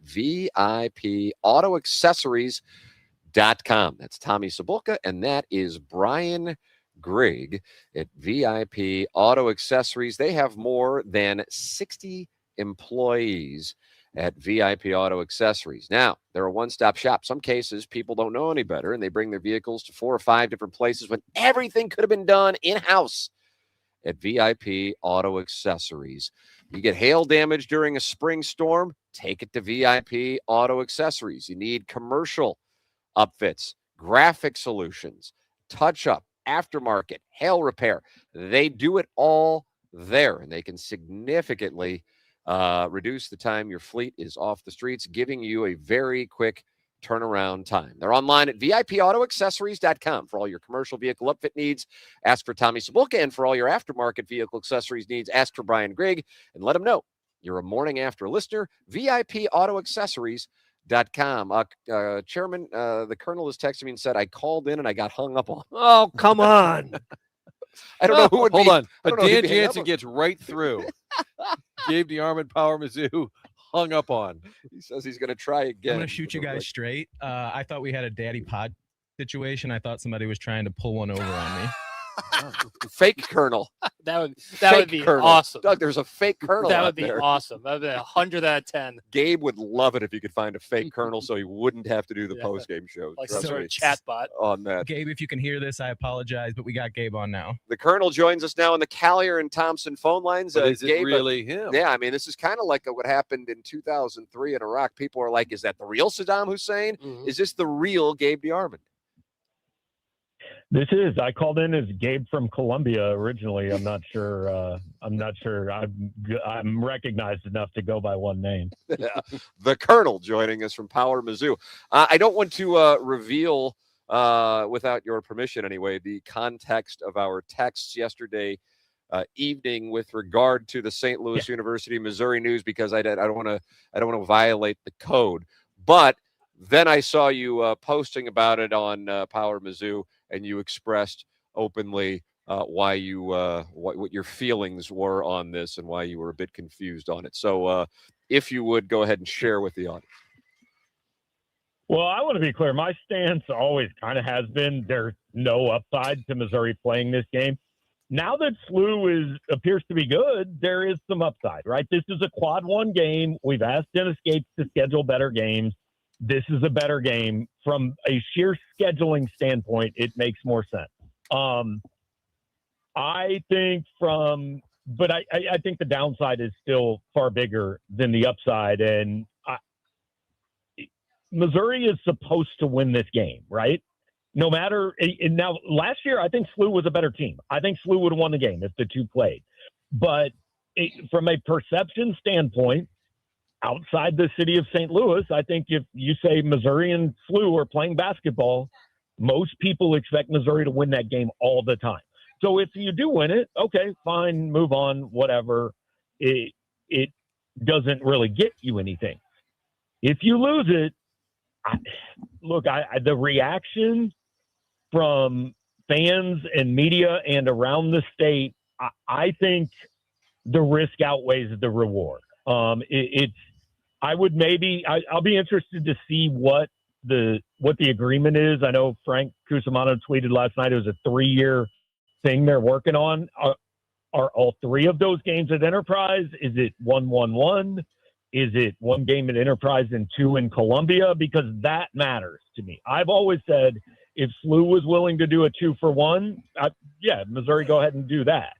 If this is going to be 3 neutral site games or something like that, it doesn't make a whole lot of sense. Yeah, and Gabe, my understanding is it's 2 options right now. It's either all 3 at Enterprise or 2 at Enterprise and 1 at Mizzou Arena. Apparently that's the 2 options on the table is my understanding. Yeah, I think Missouri has to get a home game out of it. And like I say all this, understanding there are a lot of fans of both schools that are really excited this is going to happen. I think it's good for the city of St. Louis, all of that. I am speaking sheerly from the perspective of the team I cover. I don't know that I just think there are other games you could schedule that would do the same thing for the schedule that maybe don't hold the downside. But hey, credit to Dennis Gates for doing something that a lot of people have asked to do for 25 years. Do you think that Gates is feeling or aware of the noise about the bad non-conference schedule, despite playing Kansas and Illinois? Do you think, he's going to play Marquette in Chicago and now this SLU game? Where do you think that's coming from? Confident in his roster, knowing that it's a big year for him, and he's got more chances to prove himself if he plays bigger games, because you could load up on more cupcakes if you just wanted to pad your win total. What do you think his mindset is right now? Well, I think it's a combination of things. I think he does like his team for next year. I think he is bringing in a recruiting class headlined by one of the top 5 high school players in America. You want to showcase that kid. And I can tell you from conversations I've had, everybody around the program wants to play a better schedule than they've played in the last few years. Everybody around the athletic department does. This has been a. Does that include Dennis, by the way, Gabe? I'm sorry. Does that include Dennis Gates? It hasn't. No. Okay. He has staunchly defended the way they've scheduled. But everybody else, I think there's been a hope. But ultimately, it's Gates' decision, right? But there's been a hope that they would beef up the schedule, and they're doing it a little bit. And I talked to somebody, I don't know, it was shortly after the season ended, and they said, "Look, if you're not going to do it now, when are you going to do it?" Yeah. I mean, you've got this class coming in, you've got momentum, all that, and I think also the NCAA tournament stuff has factored into this. First of all, I think the schedule has a little bit limited their upside. Now, part of that is they just haven't won enough games, but also Missouri was never going to be, a 2 or a 3 seed the way they've been scheduling, unless they'd won almost all of those games, which they didn't. But the other thing is they're expanding the tournament. 8 more teams get in. I think maybe it has emboldened Dennis a little bit to say, okay, there's no real downside, and which it's always been that way in basketball. I mean, Auburn was in tournament conversations last year as a 500 team because they played everybody. The one thing college basketball has undoubtedly gotten right is what football has never done. Football has never rewarded you for playing good teams. They've just said, well, I don't know, you won 11 games, so you're better than that team that won 10 games. College basketball has been the exact opposite. There is a reward for doing this. Well, from Mizzou's standpoint, with this SLU game, if nothing else, it would seem like it'd be a much bigger payday for Mizzou than if they played some blood donor in front of 2,000 people in Columbia.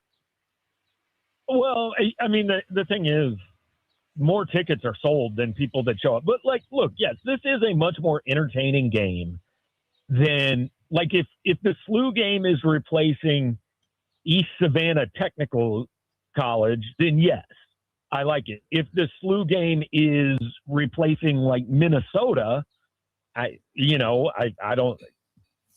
more entertaining for some fans, certainly. But it'll be interesting. And the other thing is that the non-conference games this year are going from 13 to 14, so you have an extra game to schedule. So Mizzou, I think the one disappointing thing for Missouri fans right now is none of their good games are at home. They're playing Kansas and Kansas City, Illinois and SLU in St. Louis, Marquette in Chicago. They will have an ACC-SEC challenge game at home, but they have none of the marquee non-conference games are at home, but they also have no true road games, which I think is something you need to have when it comes to the NCAA tournament conversation. So I'll be interested to see how they fill out the last, 8 spots or whatever it is. I think basketball fans in the St. Louis area opinion would be darn close to 100% that they're really excited about this matchup. But you sound like maybe from the Mizzou angle, it wouldn't necessarily be that way. Yeah, I think more than 50% would be excited. I think my opinion of this is in the minority. And here's my concern about it, really, guys, is, this conversation of why won't Mizzou play SLU bubbles up once every 8 to 10 years. And it coincides with when SLU has been good, which is why it came up again.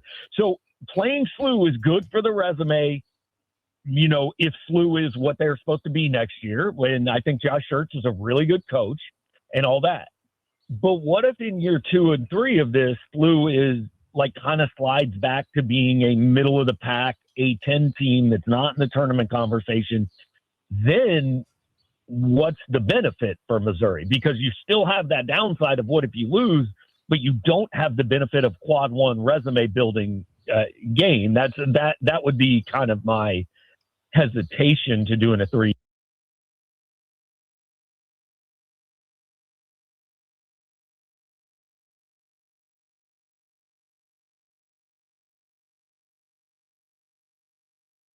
Granted, 2-3 years, things can change so quickly in basketball these days, but I love the fact that, hey, we feel pretty good about where we are. We feel good about where SLU is. Boom, let's do it. And hopefully Gates will maybe open. I know he doesn't give much when he talks, but I would love to hear him kind of say why he's decided to dial it up. And I think it's a fascinating time. But it's a great point about the road, because going to Kansas City for the Jayhawks, going to Chicago for Marquette, St. Louis to play the Billikens. But I guess you got Mizzou fans everywhere. Yeah, and like it makes some sense, but I do think I miss, back when Tim and I were in school, they hosted Iowa and Wake Forest.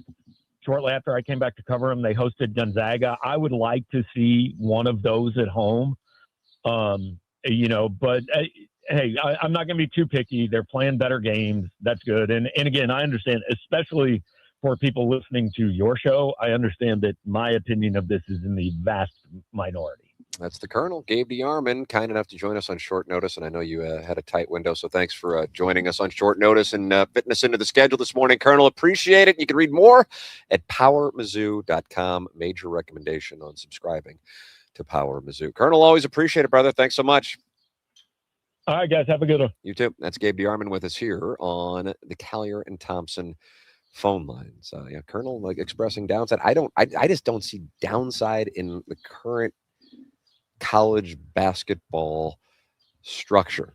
Jackson, what do you think? If anybody, I guess, on the dais here may share Gabe's opinion, it would be you. Where do you see? You do not see it that way. I don't personally see it that way. I think that if nothing else, like it gets your fan base revved up early in the season when that time, if you remember back to this year, it was like, yeah, Mizzou played 8 games, and it felt like none of it really mattered. Exactly and when's the exhibition season end? Like they were like flirting with death a couple of times, but then would pull away. And then like even if they won by 30 or 40, you weren't like real excited about it. Was their first loss Notre Dame? Yeah. And so it became, we'll see everything that happened in November, because I think the Notre Dame game was the first week of December. So it was early December. And you're like, well, then that didn't matter. So there was no reason to get excited.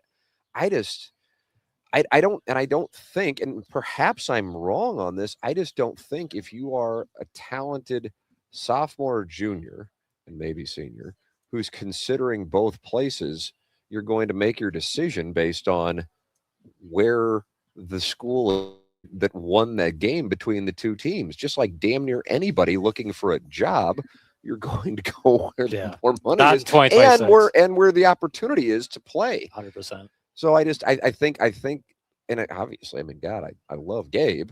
I respectfully disagree on the downside thing, because I think Underwood summed it up perfectly. So going back into the Illinois thing when he was with us a couple days ago, there just isn't downside. So it's okay. Let's say they lose to St. Louis U, and St. Louis U isn't a good team. Hey, Missouri's had plenty of crap years, itself.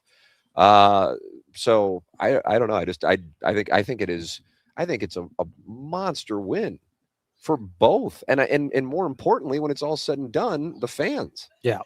I think there's a Mizzou mindset, and maybe it has to do with a certain age that you are. The older you are, the more likely you fall into this camp, I believe, that they're beneath us. So why even bother? Don't give them the opportunity. SLU is beneath us in terms of athletics. Why do we do it? And I think we heard a little bit of that at the Tiger Club. I think that mindset is still out there. I would love to, if there's a way to quantify the demographic, like the 30 and under Mizzou fans say, oh, hell yeah, let's play them. Go out and prove that they're beneath you. Go out and show me. I agree. This is the show me state, Doug. Show me. I agree. I don't think this game would have much of an effect on recruiting, what players you're going to get. No. Both schools pretty much recruit nationally. They're not fighting over a lot of local kids, maybe one or two. And if Mizzou should lose to SLU and still put together a good season in the SEC, they're still going to get in the tournament. Tell you what, if it really gets you that worked up, you need to take a trip. Get on a plane, go down to Florida. Yeah, you're right about that. And you can do that at Mid-America, Nice. St. Louis Airport, so many Florida destinations, almost 10 at this point. You can go down to the Orlando area, go down to the Destin area, Fort Lauderdale, all of that from Mid-America, St. Louis Airport. During the fall, they fly to Knoxville, get over there to Tennessee. They go out to Vegas. They go to Gulf Shores, all these warm destinations, great spots this summer. Load up a trip. for the family. Instead of getting in the car, get on a plane, be there in a little over an hour, and do it nonstop direct flights from Muscuda, Illinois. Real convenient, too. You park in the lot out front, walk in, get through TSA. It's about 20 minutes from car to gate. That's just unheard of these days when we're talking about airline travel, but that's what you get with the low fares at Allegiant and the convenience of Mid-America St. Louis airports. So book the trip online. Any of those Florida places sound good to you? Yep. Going out to Vegas, you got it. Book it online at flymidamerica.com. The program is called The Morning After, and it is presented to you by Brown and Crouppen. The Stiefel Studios are in Creve Coeur, and that's where Chairman Kurt is running the board. But we are at Oak Valley for the 10th year of the Dotem Golf Tournament, partnering with Birdies for Bipolar as our charity partner for the 2026 Dotem, presented to you by Cutwater. We will have Donut Drive-In here for breakfast already here. Martin, you polished off an old-fashioned? Oh, that was a while ago. It's time to move on. Yeah. What else is on the oven? Next. Yeah, if you're coming out to the Dotem, don't delay because we've already found the donuts. Yeah, and then you got the Lee's Famous Recipe Chicken for lunch. Texas Roadhouse for our post-round meal and award ceremony. So that is all on the itinerary here for today at Oak Valley for the Dotem. And we are thrilled to be working with Oak Valley, Cutwater, AB, and Birdies for Bipolar. Tim McKernan, Doug Vaughn, Martin Kilcoyne, Jackson Burkett with you live on site. Drops of the week presented to you by VIP Auto Accessories coming up. Heim Bloom with a revealing interview with Derek Gould of the Post-Dispatch. We'll have that for you. And I've got Michael McGreevy calling in at 80%. The question is, does he drop by? Find out. Clock's ticking. What about JR? Right. Was he coming Yeah, by? you're right. Was We it only the, got an hour and 14 minutes left. B came Jeffco rep? 10 o'clock. Wow. God, it looks like the weather's going to be absolutely perfect. Wow. Yeah, what do you think? Perfect. Scoring conditions? Does this optimize it for your game? Because you're playing that low right to left ball flight now. Yeah, the pro told me the course record out here is 63. Uh-huh. Thought it would take a minus 14 to win a scramble. So I could probably handle, most of that myself. I'm going to get yelled at by an 8-year-old today when Jackson's pairing birdies, and that's something I'm prepared for. Has he ever called you an idiot? Yeah. Because Oh, that God, seems to be- yeah. That's when it really hits. The question is am I an effing idiot? And we'll find out when Jackson's pairing birdies and I'm While just a short smoking a par dart, putt. Dad, you're an effing idiot. Yeah, we're ratcheting it up. All right, all that's coming up here on the Polos Plus dossier. It's TMA 101 ESPN. Tonight,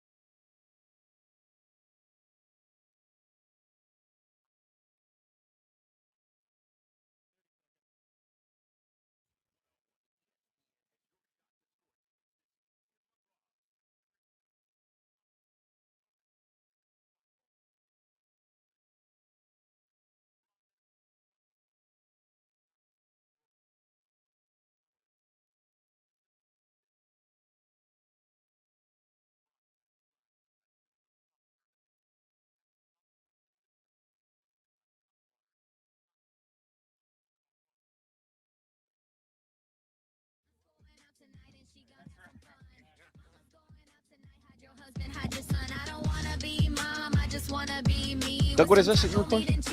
I don't know. Is this one of Chairman Kurt's album songs? Once I heard Nachos is the goal, I'm going to say yes. Yeah, I think so. Tight read. It is TMA 101 ESPN show, broadcasting live from Oak Valley for the Dotem. And Doug, the balls are going to be in the air in about an hour and 37 minutes. I'll be honest with you. I get butterflies to try. Oh, you to do try it? You had to scramble, do you? The charity scramble, you get real nervous. You seem dubious. Yeah, I had 6-3 offsuit. I was willing to play it in case a 3 or 4 came off. Maybe make a move on the turn. The program's called The Morning After, and what we do every week at this time on our polosplus.com dossier, where I really want to talk to that Andrew Hubbard about an audio bake sale T-shirt, is the VIP Auto Accessories Drops of the Week. Drops of the week. Yeah, you gotta drop it like a hot dog. It's a wonderful drop. Indeed, it is. Flip that off. Flip that off. Flip that off. Flip that off. Flip that off. Roast beef on rye over your boy chest. Who was the better Sabonis? I was waiting for Doug to butt in. Centuries of brine. You imagine the stink.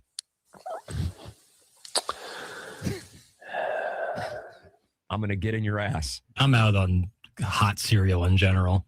What about porridge? Especially porridge. Oh my God, he's edging. So let's go. Oh. So tell us about this wicked game you have in mind. I mean, I don't need internet for my laptop, do I? 100%. Do I? Yeah. How else would you do it? I have Wi-Fi, I just don't have internet. Isn't it two different things? No, sir.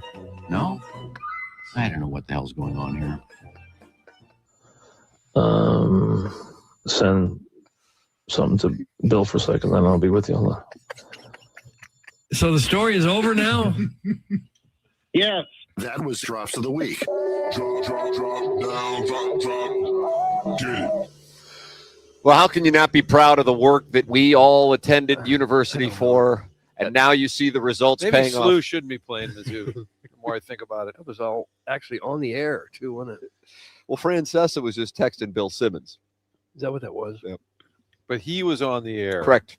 Otherwise, we wouldn't have that audio. He was That's on correct, the air. yeah. And Iggy is struggling with internet for his laptop. That's correct. He was frustrated by not understanding that the Wi-Fi and the internet were the same thing, and he thought they were two different things, and he thought it was already on his laptop. The internet was on the laptop. It comes with it. And you could sense the just kind of disappointment in life in Jackson's answers.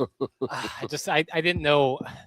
It's when someone says, I have internet, I just don't have Wi-Fi. I don't know how to respond. And I felt bad because I like Facebook. And I don't because Martin, I don't know if you know this. Internet because I can't find a job. I used to live in the same apartment Iggy currently resides I'm in. aware. And I've had that issue before where the internet goes out and you literally have to do a B&E to access the modem because it's across the hall in a separate apartment. Oh, It's as much of a holding cell as it is apartment. I did hear him say to you guys, yeah, internet's back. It's from Bob's apartment downstairs. Or what? It sounded like maybe they had hijacked somebody else's Wi-Fi and he was admitting it on the air. Yeah.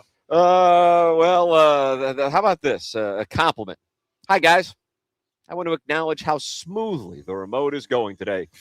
Chairman, can we please get the Lee's chicken? Is that good for your golf game drop? That's from Uncle Wally's Plastic Ear. Now, the cynic in me would say the compliment was only offered up in order to get the drop played that Uncle Wally's Plastic Ear wanted. But I would say that those who look forward to tuning in to hate on the remotes, Jackson, right now, I mean, we're in the bottom of the 6th inning. Yeah. And you're dealing. I'm just, and it's you and Doty and Chairman. I do really nothing. Doty has done a great job. Chairman is doing the Lord's work there back in We the home still studios. have an hour. Yeah. So much. We still have so an hour. much going, and people are coming. So who knows? People walk around. You kick think they're stuff going to over. knock us off the air? It happened when we were at Norwood once. Someone mean- just drove a golf cart over our plug and it shut the whole broadcast down. Martin wants to lean back. I lean back and knock Like the Fat Doug Joe. right off the air. You're like Fat Joe.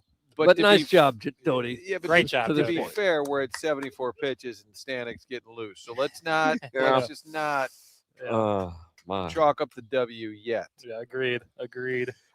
We will say that you got a W if you work with Michael's Baths. Martin and his family are working with them as we speak. At Michael's Baths, they create elevated bathroom spaces that blend luxury, comfort, and smart design, all tailored to the way you live.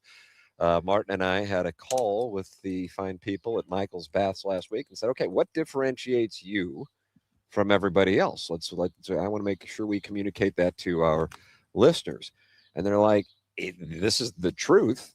We are significantly less expensive, but you're not sacrificing quality for the savings that you and your family will get. Martin's not going to bring somebody in who's going to do cheap work, quality work, and you're going to get the best work for the dollar. With 30 years of experience, all 5-star reviews, and an A+ rating with the Better Business Bureau and VA recommended, Michael's Baths delivers craftsmanship you can trust without gimmicks or high-pressure sales. Michael's Baths, online at michaelsbaths.com or call 636-775-0800 and ask about financing options, including 0% interest upon approval. Michael's Baths, family-owned, insured, and where everyday bathrooms become something exceptional. Derek Gould had a chance to sit down with Chaim Bloom in Sacramento and some intriguing answers in the interview. We'll have that for you. We'll also have the Design, Air, Heating, and Cooling email today coming up on the Polos Plus dossier as we enter our Mark Hanna Evergreen Wealth Strategies 9 o'clock hour live from Oak Valley for the Dotem on 101 ESPN.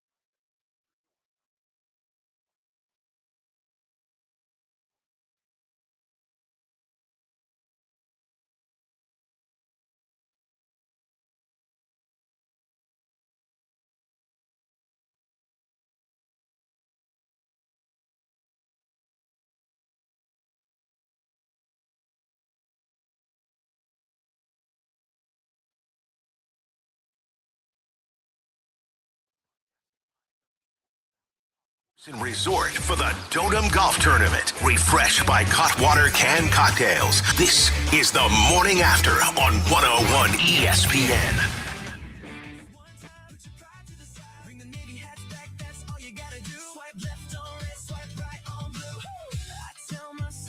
Is this a new beat, Papers? Sounds like it. Chairman, you Chairman, got new beat? new heat? Yeah, this is called Swipe Right on Blue. Swipe right on blue, Doug. Tough day to release a new song. 3 Drake albums in one night.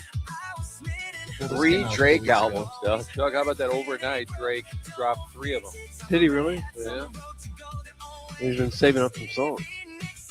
Craig O'Neill says that Sports Center update was iconic. I heard Stave, which always brings a I know. smile to my face. VGK, no Stave. They just shoved.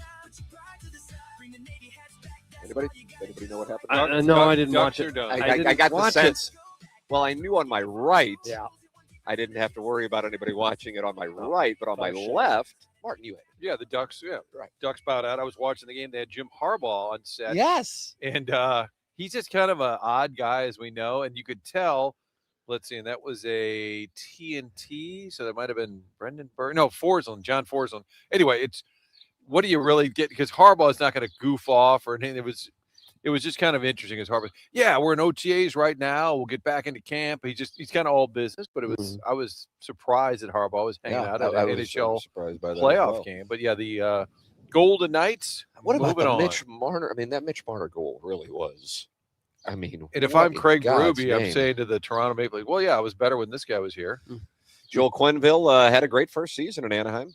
Comes up short, and a guy who was in studio with those boys about 3-4 weeks ago moves on to the Western Conference Finals. How about this stat? I was watching SportsCenter this morning. No SVP. He's a PGA championship. Yeah, he's very active on the PGA Championship, and that goes a long way. By the way, Scotty Scheffler 2 over through 3 this morning. I don't know what the hell's going on. I won that first round leader bet, by the way. And Iggy shamed you on it. He It texted was me. an odd thing. High integrity, though, for him. You to had text me Scheffler as the yesterday. first round leader? Yeah, I got chopped, but it's cool. And Iggy goes, "What? Yeah. There's JR. Oh, now. my. Oh, look at God. that T-shirt. Check out the breasts on that guy."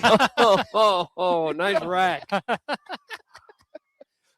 Jeremy Rutherford. Rutherford's here. Yeah, Oh, have he's a sitting seat. in a seat. Oh, good. Yeah, he's part of the- 20% occupied now. If you're looking on SeatGeek, He He's might in be looking the- for the donuts. They're inside. yes, He's in That the was a nice. spectator section. Are you just there's rest? the Pope, and he's going to take a seat, and Yeah, he hey, can. the Martin, Pope. this guy can roll the The rock. Pope can. That's the other Korean listener. That's correct.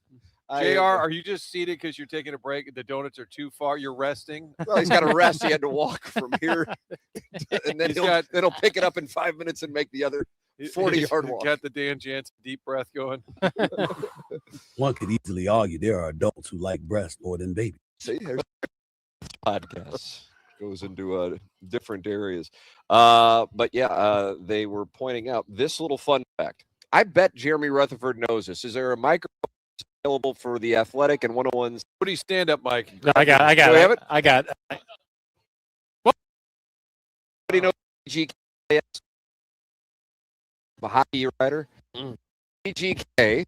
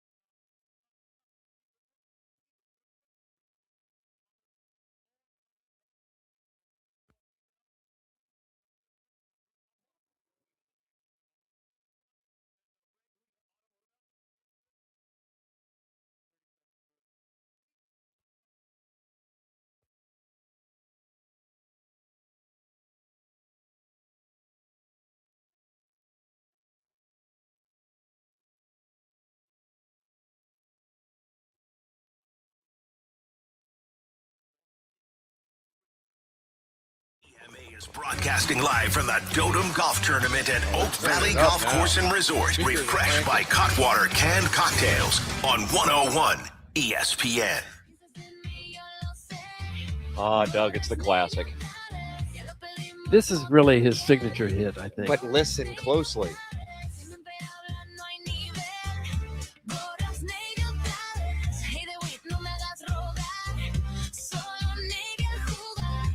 Yep. It's bilingual now, brother. Oh, is it? Yeah, I was wondering when I couldn't understand anything.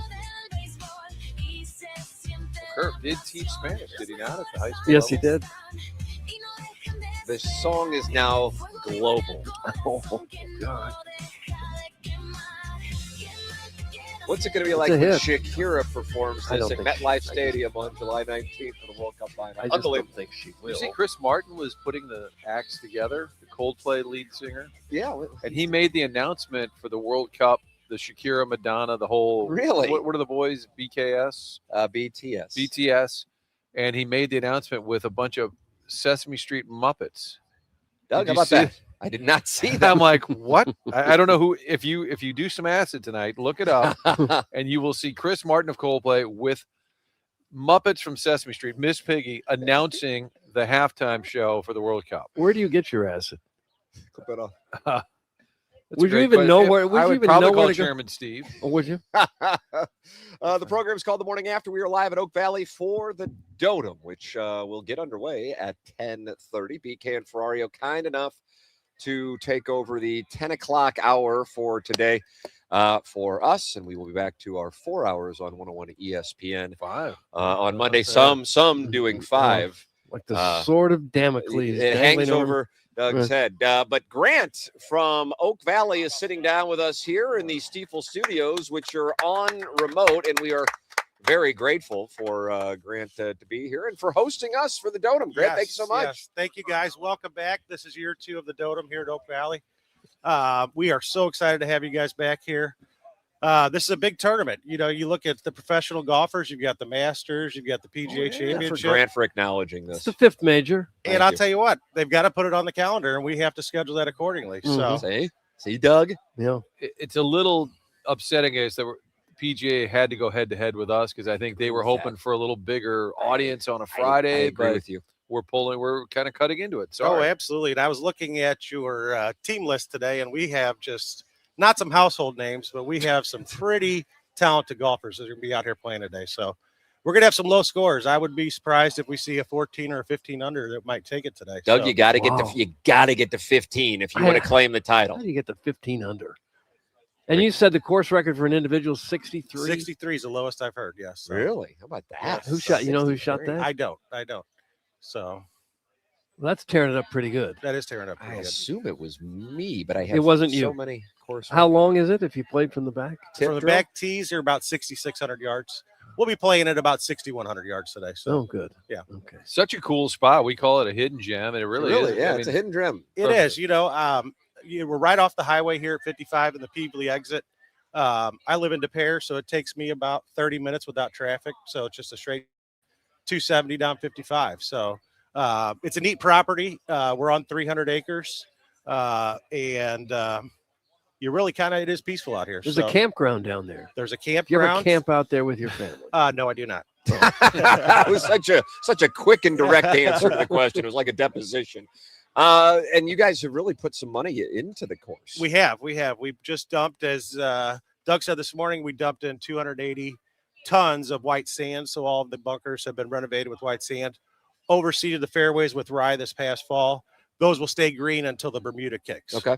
So, but we're making a big focus to get this back to its original glory. So, it's been a good spring weather-wise. We've had some timely rains that when we get this fertilizer out has really kicked. So, it's been a good spring, and I think you guys are going to be in for a nice little treat today. We like logistics here. How do you get 280 tons of sand onto a golf course? Does it just come in giant semis or? Yep, big dump trucks, and we've got some good kids that were out there. Probably wishing they weren't by the end of the day, but Yeah.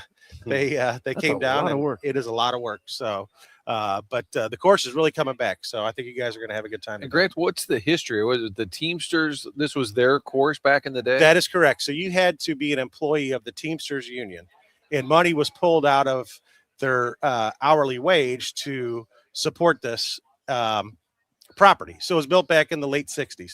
Front nine was built in the 80s, where you'll see the old clubhouse up there. Yeah, yeah. And the back nine was built in the 90s. So the back nine's more of a USGA 9. This is the older style golf course that you see out there. So it was brought public about 10 years ago. Me and Circus Webby took over the golf operation last January. And so we are super excited to be out here and really making an effort to get this back to a really nice golf course. If, as they said in Field of Dreams, if you build it, they will come. Yeah. So, it really is. It's a great layout. That's what when people ask about it, it's a great layout. And now you guys have been able to start applying some of the TLC to it to, as you said, restore it to its original glory. Anything else you would like to share with our audience regarding Oak Valley, the home of the 2025 and now 2026 Dotem? Right? I do want to mention we are bringing back the old St. Louis Open, which was played at Normandy Golf Course 20 years ago. So it's going to be a 2-day event for pros and amateurs. Okay. So the first day on Sunday, if you're a handicap of 5 and under, you qualify for the Open/Pro division. That is a 2-day. You're going to be paired up with an amateur on that Sunday, and we'll do the awards banquet for the first part of that tournament Sunday night, pair up the pros in the Open division for Sunday. We've got some great sponsors. It's going to be presented by West Community Credit Union, the Scotsman, Sam Steakhouse, Gene Hoy Injury Law Firm, Sugar Creek, Andres Catering, Transitional Equity Consultants, FanDuel, RM Senior Moving, Michelle Family Chiropractic, Suntide Companies, and Jim Butler. So right now we have about $30,000 in prize money we'll be giving out for that. So it'll be one of the bigger purses that these guys will play for this year. And when is that? It's going to be Sunday, October 18th, and Monday, October 19th. St. Louis Open. So yeah, we're resurrecting that. That was one of the best St. Louis tournaments for many, many years. And we're bringing that back this year. Oh, that's super cool. That's great to hear. Grant, congratulations on all that you guys have going here at Oak Valley. And thank you for bringing us back for the second year of the Dotem at Oak Valley. We really appreciate it. Yes. Thank you guys very much. We appreciate you guys being out here. Thank you. Thanks for That having is us. Grant with Oak Valley. And we will take a break and come back with more TMA here live from Oak Valley for the Dotem. It's 101 ESPN and the TMA STL YouTube channel.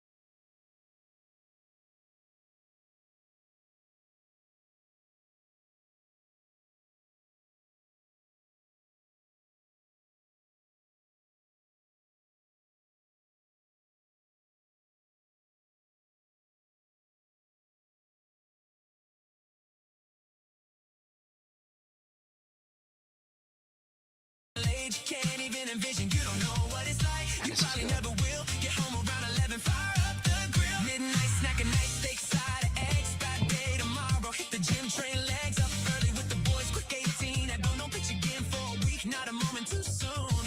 This life's not for everybody. It definitely ain't for you. You don't know what it's like working once every 5 days. You don't know what it's like red hats with road grays. You don't know what it's like waking up and being me. You don't know what it's like. See it up, Grove 23. You don't know what it's like waking up feeling this alive.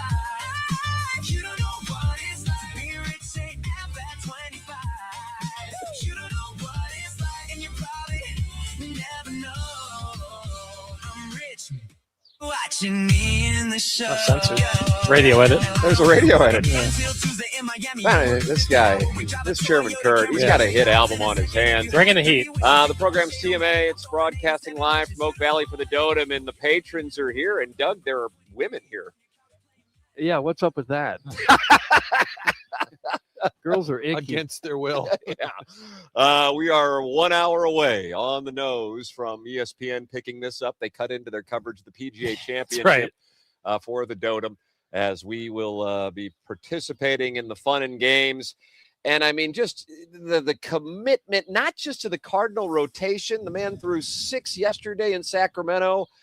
He texts me at 1:17, almost apologetic about not being able to make it to the Dotem, but said he will call in. He wakes up, and you know what he does? The first thing he does, Doug, he thinks about this show just like you do. No, I don't.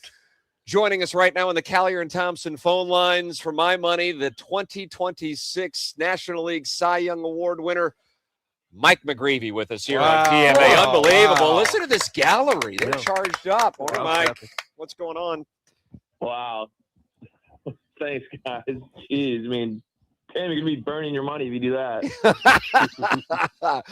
How are you feeling? I know that you were having some trouble getting to sleep, and I guess you were probably nervous about playing in this prestigious scramble. And, I'm sure, you remember Scotty Scheffler when he won his first Masters. He woke up and he openly wept about the nerves that he was facing. Sure, it's one thing to face Shohei Ohtani and strike him out, but it's another thing to play in this event, and I guess it's just not for everybody.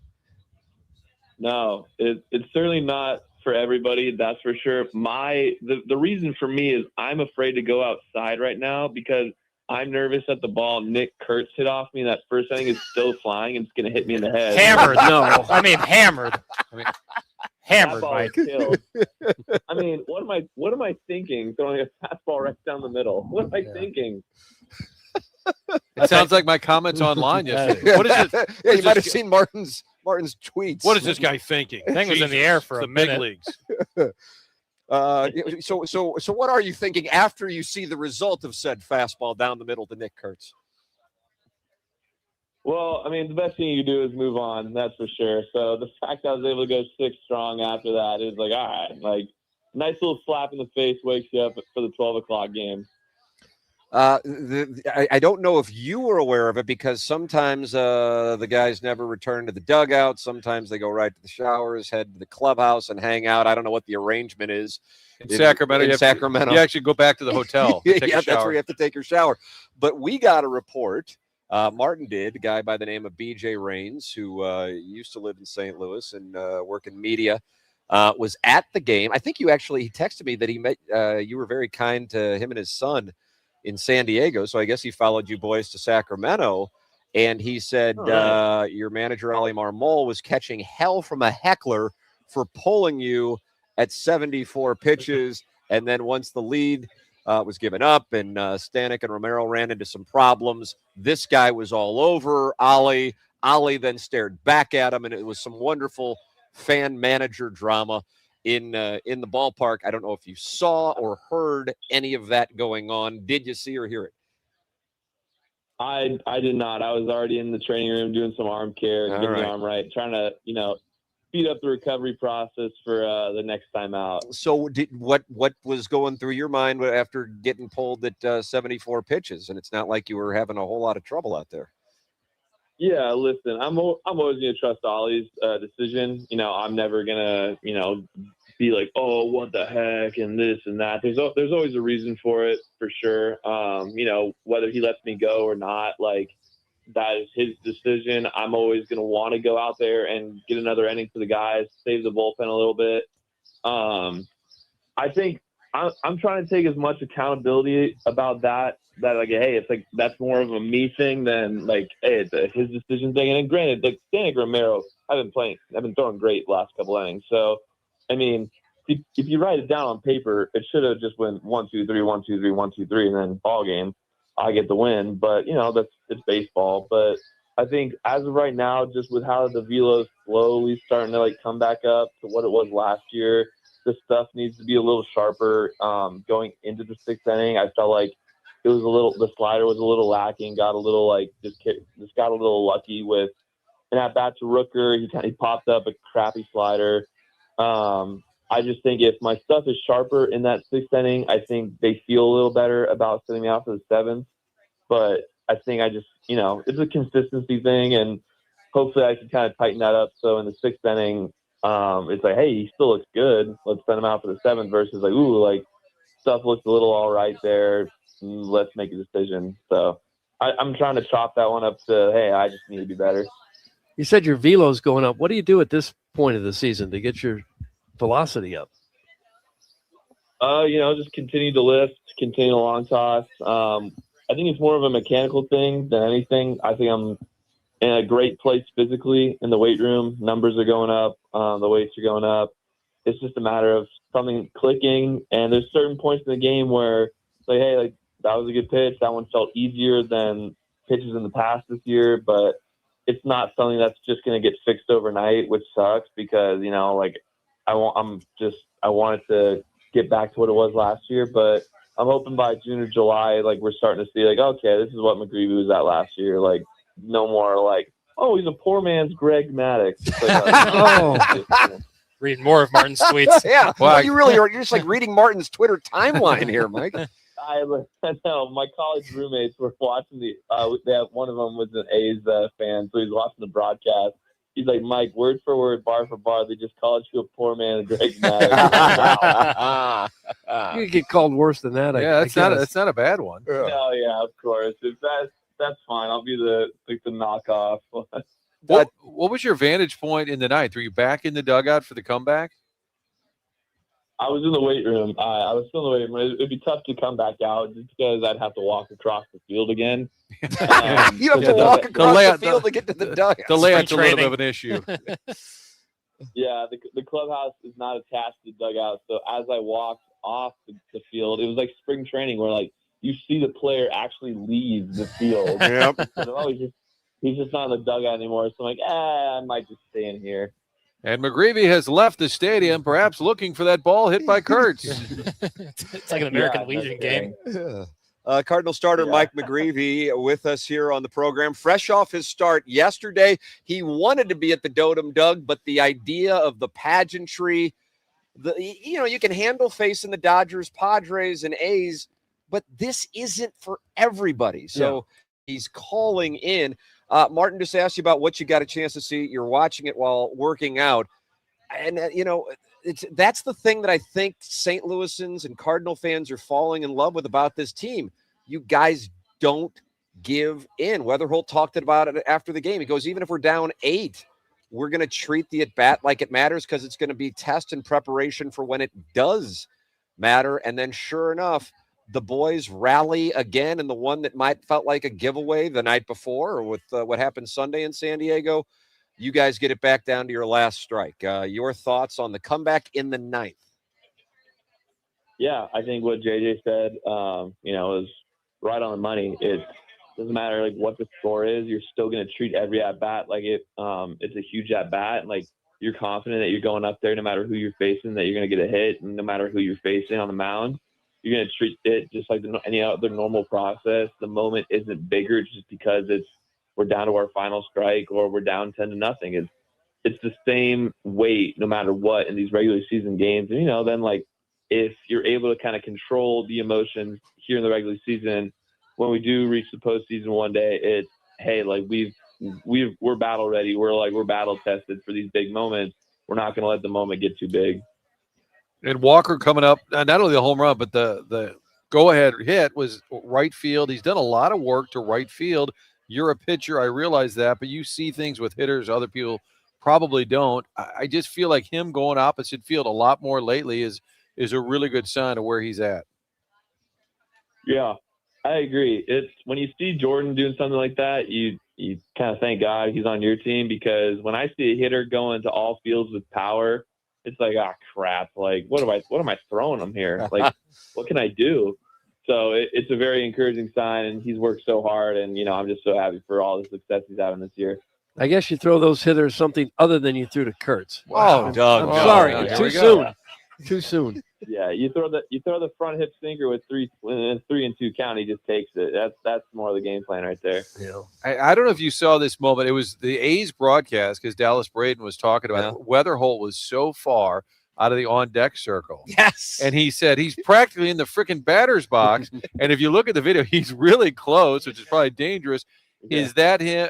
Is that common? Are they just trying to get a better look at the pitches? Is that what that's about? Yeah.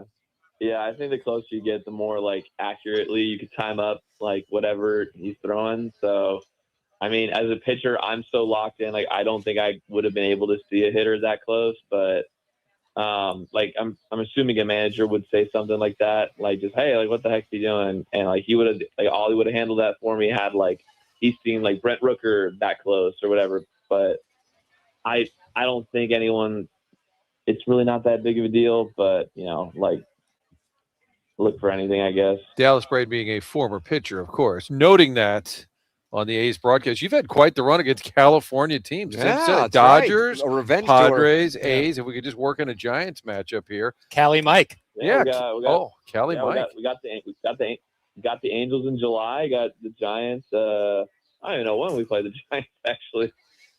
There's some requests coming in here. I know you love to interact with the audience. Can McGreevy wish my grandson Keaton a happy 10th birthday? I will be the best pops ever.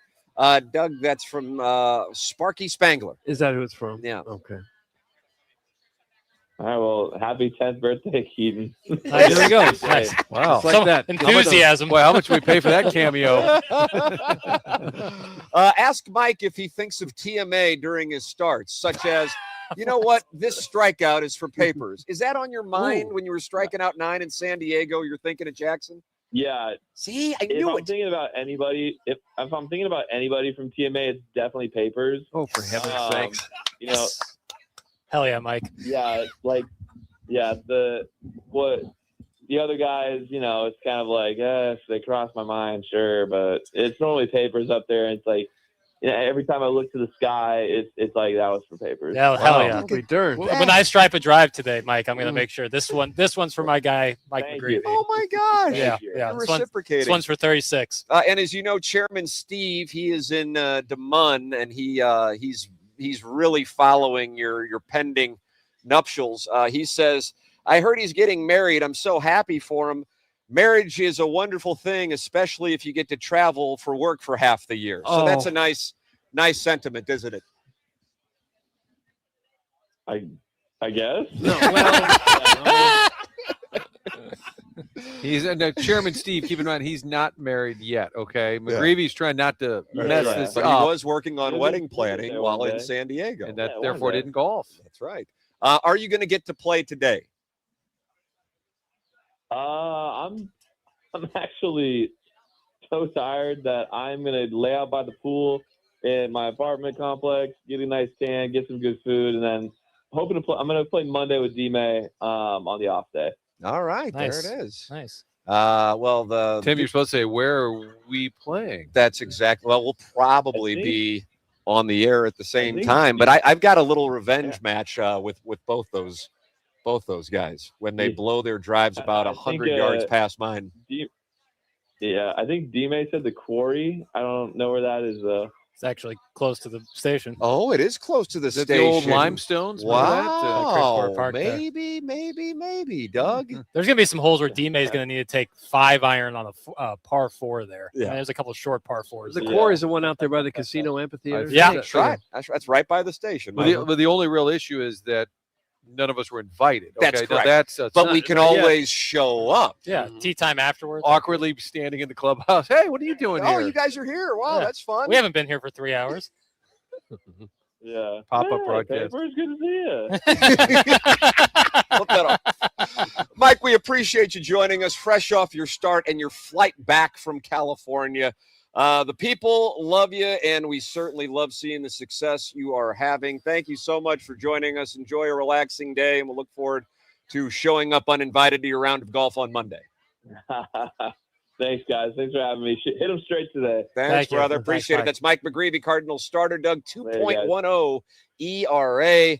And for my money, the 2026 National League Cy Young Award winner, or as Martin tweeted, a poor man's Greg Maddux. I kind of like that's not the worst thing. No. Baby Waino had been floated. Yeah. I guess he was talking about his lack of velocity. He didn't want to be known for that at this stage of his career. Love having him on the show. Love talking about AutoLoanPro.com. That's where you go if you're in the market for a new vehicle. It doesn't matter what that situation, whatever the circumstance, they'll get you into a new vehicle with little to no money down and also the best rates possible. They work with over 50 different lenders. They can shop it around until they get you the best possible rate. Check out the website, AutoLoanPro.com. They are part of the Lita family. They've got a great selection of cars on that website. They also have the free playbook where you can download the information that explains to you how the credit industry works. Therefore, you can improve your credit, understand it better next time around, maybe get a different vehicle. All of this one spot. Financing a car, all you need to know is to choose the pro. It is AutoLoanPro.com for your next vehicle. We will finish off today's presentation with the Design Air Heating and Cooling email of the day that is coming up next on the PolosPlus.com dossier. We are teeing off at 10:30 here at Oak Valley for the Dotem, presented to you by Cutwater. And therefore, BK and Ferrario will take over the program starting at 10 o'clock, and they are kind enough to be doing 4 hours today.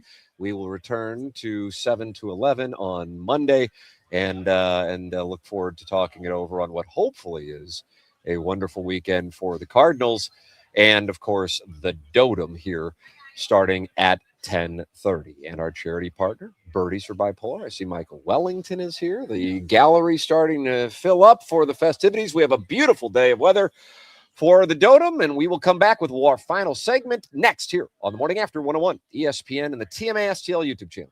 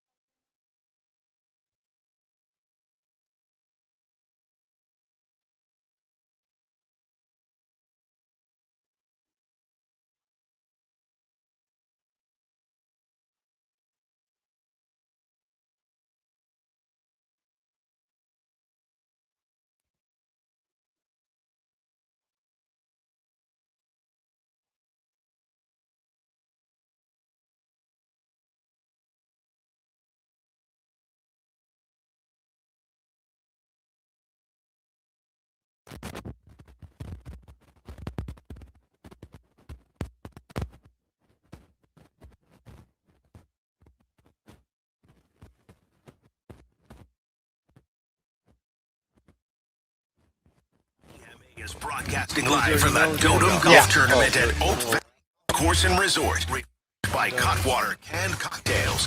101 ESPN. Doug. Saving the banger for last. Doug. Selling a lot of albums today, isn't he? Yeah, it really is. Boy, being done at 10 a.m. is a wild feeling. I got to be honest with you. Oh, okay. I always feel I don't work in television. I always feel sort of left out. Jeez, what do the guys got coming up next? Oh, look, Iggy's in the lobby. Guess these guys have another show after this. That's why I started After Onboarding. After Onboarding is now programming. available on HD3. It's just you on a seesaw with no one on the other end. Well, Sadly, you guys sitting are there. doing that smut stuff. I have local authors on. Local authors. The program is called The Morning After. This today, our final segment. And BK and Ferrario kind enough to do 10 o'clock to 11 o'clock while we begin our golf tournament here, which is packed, Doug. And what a beautiful day that we have for the Dotem. Gosh, it looks perfect. Like Cutwater. You have to feel like you're going low. Michael Wellington giving you some swing tips. I just want to get it on the fairway just every now and then. I saw Greg all Vaughn. over the place. Saw Greg Vaughn just a second ago with Mark Hanna. Ball striker. He flies in just for this, Doug. No, he people works all with over the- Mark Hanna. All over the country, dude. But he lives in Florida, doesn't he? He does, but he works with Mark Hanna, so he comes in about 3-4 times a year anyway. Okay. Quarterly board meetings. I was trying to make it sound like it was just for the. Well, he Dotem. did schedule kind of a. Okay. Looks like he put on some muscle, by the way. Jackson is looking up and down on your son. I saw him walk. I saw him walk in. I was like, "Damn, No, that's uncomfortable. Good news for you. My 8-year-old will be here in 10 minutes. So let me know what you think of him. Greg looked yoked. This is perverted. It's just complimentary, is all it is. You did say Doug's son walked by and you went, damn. I say put on some muscle. Okay, knock it off. God forbid a man gives a compliment around here. Weirdo. Let's get Dan Jansen back on to make it less creepy. Martin, you're looking great too. Thanks, buddy. How about that? Thanks, buddy. Yeah. We'll keep an eye on Jackson and Greg Vaughn today. And we also will have the Design Air Heating and Cooling email of the day. And we will recommend Universal Windows Direct.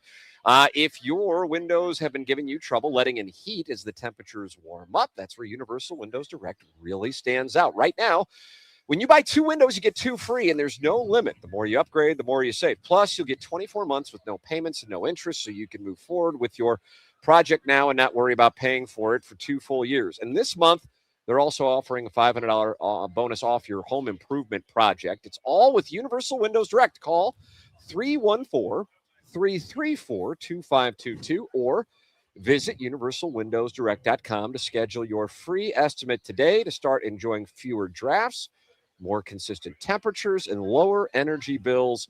Upgrade with confidence and enjoy the comfort, savings, and peace of mind that come with it. And like me, you'll be saying, I love my windows. Time for the Design Air Heating and Cooling email of the day. And deedly-dee. The Dotem, where former D3 athletes go to play mediocre golf and push 3-foot putts wide, where the Michelob lights flow like wine, where the shouts of glory for sinking a double bogey putt echo through the hallowed grounds, where morning coffee is replaced with malt liquor and Marlboro Lights, the athletes, the competition, the prestige. It is glorious. So who wins this bad boy? Sharon and Clayton, not likely. A scratch golfer flown in from Florida to captain a foursome that plays like a threesome? Probably. Cheers to the weekend and cheers to the Dotem. Cheers to tap-in birdies and shots on number 9. Doug, that's from Bro Fallon. Oh, is it? Bro Fallon. Let me smell your bike seat, he said, as I dismounted my 24-gear Huffy mountain bike. I rode all the way from the hill to Oak Valley Golf Course just to watch the Dotem. Am I playing? No. I'll be watching from the bushes on the fairways. Doug didn't believe that I made the 33-mile bike ride just to make it to the tournament, but nothing was going to stop me, though, because it was a promise I made to the Vietnam vet I talked to through the stall wall at the QT on Arsenal. I'll be hanging out at the turn, waiting to assist with Rex. Hit him straight and long, boys. That's from Chet's neighbor. Chet's neighbor. Knowing that you guys were on remote today, the entire premise of my email was intended to be complaining about Martin kicking the cord and knocking you guys off the air multiple times. But then totally ruined it by keeping you guys on the air throughout the majority of your broadcast. The singular objective. So now I'm facing uncertainty and panic, like your diabetes-scented listeners when you run out of donuts. Scented. Some of them have the sugar foot. Or any 45-second gap in After the Morning After that isn't focused exclusively on Iggy. So I guess I'll just say hit them long and hit them straight, fellas. And in the immortal words of Judge Smells, don't count that. I was interfered with. That's from Shooter McGavin, the vice president of Unaccounted Mulligans. Shooter McGavin. Great job on the Dotem today. You finally got it all figured out. You guys should do more remote broadcasts. Jackson, you up? No. Okay. You guys should do more remote broadcasts, even in the non-sports setting. Some real journalists would have set up the dais at River's Edge when the new elephant was born. Endless possibilities. TMA reporting live from the Brentwood Promenade, parking lot on Black Friday, or live from Hurricane Harbor on its Memorial Day opening. What a treat it would be for the YouTube chat to see Jackson rub himself down with SPF 100 before taking a dip in the wave pool. R.I.P. to the green speed slide. That's from the poor film student. Poor film student. And finally, Doug, I scoped out a pretty good spot we can go in French kiss after the round. No Okay. chance anybody will see us hit him straight, you big, sexy radio boy. That's from Doug's Oil Boy. Doug's Oil Boy. And that's what we have for the Design Air Heating and Cooling email of the day. The question now is what you guide.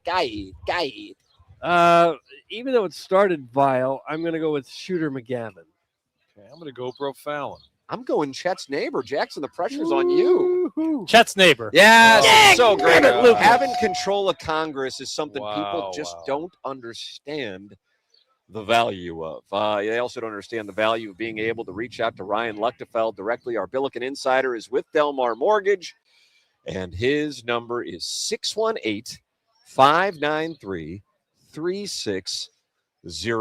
DelmarMortgage.com. Ryan Luchtefeld has been doing this now for 22 years, 13 of which have been with Delmar Mortgage. And I have just been working with Ryan Luchtefeld and his team at Delmar Mortgage. So I can speak firsthand to the process. The process could not be any easier.